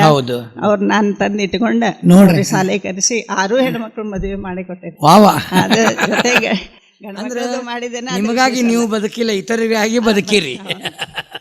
ಎಲ್ಲರಿಗೂ ಮದುವೆ ಮಾಡಿಕೊಟ್ಟೇನ್ರಿ. ಹಂಗೆ ಸೊಸಿ ಬಗ್ಗೆ ಹೇಳ್ರಿ. ಆ ಒಂದು ಭಾಗ್ಯ, ಅವರ ಭಾಗ್ಯನ ನನ್ಗೊಂದ್ ಮಗ ಅದೇ ಸಂತೋಷ. ನಿಮ್ಮ ಸೊಸಿ ಬಗ್ಗೆ ಮಾತಾಡ್ರಿ. ಅದೇ ಆಮೇಲೆ ಅವನ ಡಾಕ್ಟರ್ ಆಗಿ ಕಲ್ತ, ಈಗ ಸರ್ವಿಸ್ ಮಾಡ್ಲಿಕ್ಕೆ ತಂದೆ ತಾಯಿಗೆ ಅಗದಿ ಚಲೋ ನೋಡ್ಕೊಳ್ತಾನೆ. ಈಗ ಯಾವಾಗ್ಲೂ ಹಂಗ ಸಣ್ಣ ಇರ್ತನು. ಈಗ ಮುಂದೆ ಜವಾಬ್ದಾರಿಗಳು ಅವನಿಗೂ ಹೆಚ್ಚ. ಈಗ ಮದುವೆ ಆಗಿ ಆದ್ಮೇಲೆ ಹೆಂಡತಿನೂ ಹಂಗ ಇದ್ದಾಳೆ, ವಿದ್ಯಾಶ್ರೀ ಅಂತ ಹೇಳಿ. ಸೊಸಿ ಬಗ್ಗೆ ಮಾತಾಡ್ರಿ. ಏನ್ ಮಾಡ್ತಾರ ಅವರು? ನಮ್ ಸೊಸಿ ಚಲೋ ಇದ್ದಾಳ ಅಂತಂದ್ರೇನ್ರಿ, ಎಲ್ಲಾ ಕೆಲ್ಸ ಮಾಡ್ಕೊಳ್ತಾಳ, ಶಾಲೆನೂ ಕಲಿತಾಳ. ಈಗ ಇಲ್ಲಿ ಬಂದ್ಮೇಲೆ ಅವಳು ಕಲಿತಿದ್ಲ. ಅವಾಗ MSc ಫೈನಲ್ ಇದ್ರಿ. ಆಮೇಲೆ ಮದ್ವೆ ಆದ್ಮೇಲೆ ಇವತ್ ನಾ ಕಲಿತೇನೆ ಅನ್ನೋದು ಒಂದ ಡಿಮಾಂಡ್ ಇತ್ತ ಅವಳದ. ಹೌದ್ ಮಾತ್ರಿ, ನೀವು ಕಲ್ಸಿರಲ್ಲ. ಆಮೇಲೆ MSc ಅದೇ ಮದ್ವೆ ಆದ 2ನೇ ದಿವಸ ಪರೀಕ್ಷೆ ಕೊಟ್ಟಾಳ್ರಿ ಅವಳ. 2ನೇ ದಿನಾನೇ ಪರೀಕ್ಷೆ ಇತ್ತು. 2ನೇ ದಿನಾನೇ ಇತ್ರಿ ಮದ್ವೆ ಆದ್ಮೇಲೆ. ಆದ್ರೂ ಹೋದ್ಲ ಅವಳು. ಮತ್ತ ಅವಳು ಹೋಗ್ತೇನೆ ಅಂದಾಗ ನಾವ್ ಯಾರು ಬೇಡ ಅಂತ. ಅವ್ರ ಏನ್ ಮಾಡ್ತಾರ?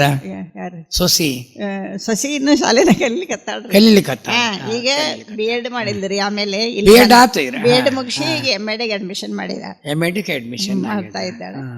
ಒಟ್ಟಾರೆ ಸುಖಿ ಸಂಸಾರ ಅಂತ ಹೇಳ್ತೀವಿ. ನೀವು ಒಬ್ರಿಗೊಬ್ರು ನಾವು ಅನ್ಯೋನ್ಯವಾಗಿದ್ದೇವ್ರಿ. ಇರ್ಲಿ. ನಂತರ ಈಗ ನಾವು ಬಹಳ ಖುಷಿ ಅನ್ನಿಸ್ತದ. ನಮ್ಮೂರ ಬಾನುಲಿಯೊಳಗೆ ನಾವು ಇದನ್ನೆಲ್ಲ ಒಂದು ಸಂತೋಷ ಜೀವನದ ಬಗ್ಗೆ ನೀವು ನಮಗೆ ಹೇಳಿಕತ್ತೀರಿ. ಇದು ನಮಗೆ ಬಹಳ ಖುಷಿ ಅನ್ನಿಸ್ತದ. ಈಗ ಕಾರ್ಯಕ್ರಮ ಮುಗಿಸು ಹೊತ್ತು ಬಂತು. ಅಂಕದ ಪರದೆ ಜಾರಿದ ಮೇಲೆ ನಾಟಕವಿನ್ನು ಉಳಿದುವುದು ಅಂತ ಹೇಳ್ತೀವಿ. ಮಾತುಗಳು ಶೇಷ ಉಳಿತಾವ್ರೆ. ಇದೊಂದಾದ್ರೆ ಚಲೋ ಆಗ್ತಿತ್ತು ಅಂತೀರಿ. ಈಗ ನೀವೇ ನಿಮ್ಮ ಮನೆಗೆ ಹೋದಿಂದ ಇದನ್ನೊಂದು ಹೇಳಿ ನೋಡಂತೀರಿ. ಅವೆಲ್ಲ ದೇವ್ರಿಗೆ ಬಿಡೋಣ, ಅವನ್ನೆಲ್ಲ ಇದ್ರೆ. ಆಮೇಲೆ ಜಾನಪದ ಜಗತ್ತಿನ ಅರಸಿ ಹೇಳ್ತಾಳ, ಮುಗ್ದಾವ ನಮ್ಮ ಜೋಳ ಉಳ್ದಾವ ನಮ್ಮ ಹಾಡ ಅಂತ ಹೇಳ್ತಾಳ. ಹಂಗ ಡಾಕ್ಟರ್ ಶ್ರೇಯಾಂಗ್ ಜೋಶಿ ಅವರು, ಆಮೇಲೆ ಅನ್ನಪೂರ್ಣ ಕನೋಜ್ ಅವರ ಮಾತುಗಳು ಉಳಿತಾವು. ಮತ್ತೆ ಮುಂದಿನ ಸಂಚಿಕೆ ಒಳಗ ಕಂತಿನೊಳಗ ನಿಮ್ಮನ್ನ ಮತ್ ಕರೆಸ್ತೀವಿ. ಹೊಸ ವಿಷಯದೊಂದಿಗೆ ಮತ್ ಮಾತಾಡ್ತೀನಿ. ನಿಮಗ ಮತ್ತೊಮ್ಮೆ ನಮ್ಮೂರ ಬಾನುಲಿ ಕೇಂದ್ರದಿಂದ ಕೇಳುಗರ ವತಿಯಿಂದ ನನ್ನ ಪರವಾಗಿ ನಿಮಗೆ ಮತ್ತೊಮ್ಮೆ ನಮನಗಳನ್ನು ಹೇಳಿ ಈ ಕಾರ್ಯಕ್ರಮಕ್ಕೆ ವಿದಾಯವನ್ನು ಹೇಳುತ್ತೇನೆ. ನಮಸ್ಕಾರಗಳು ಸರ್.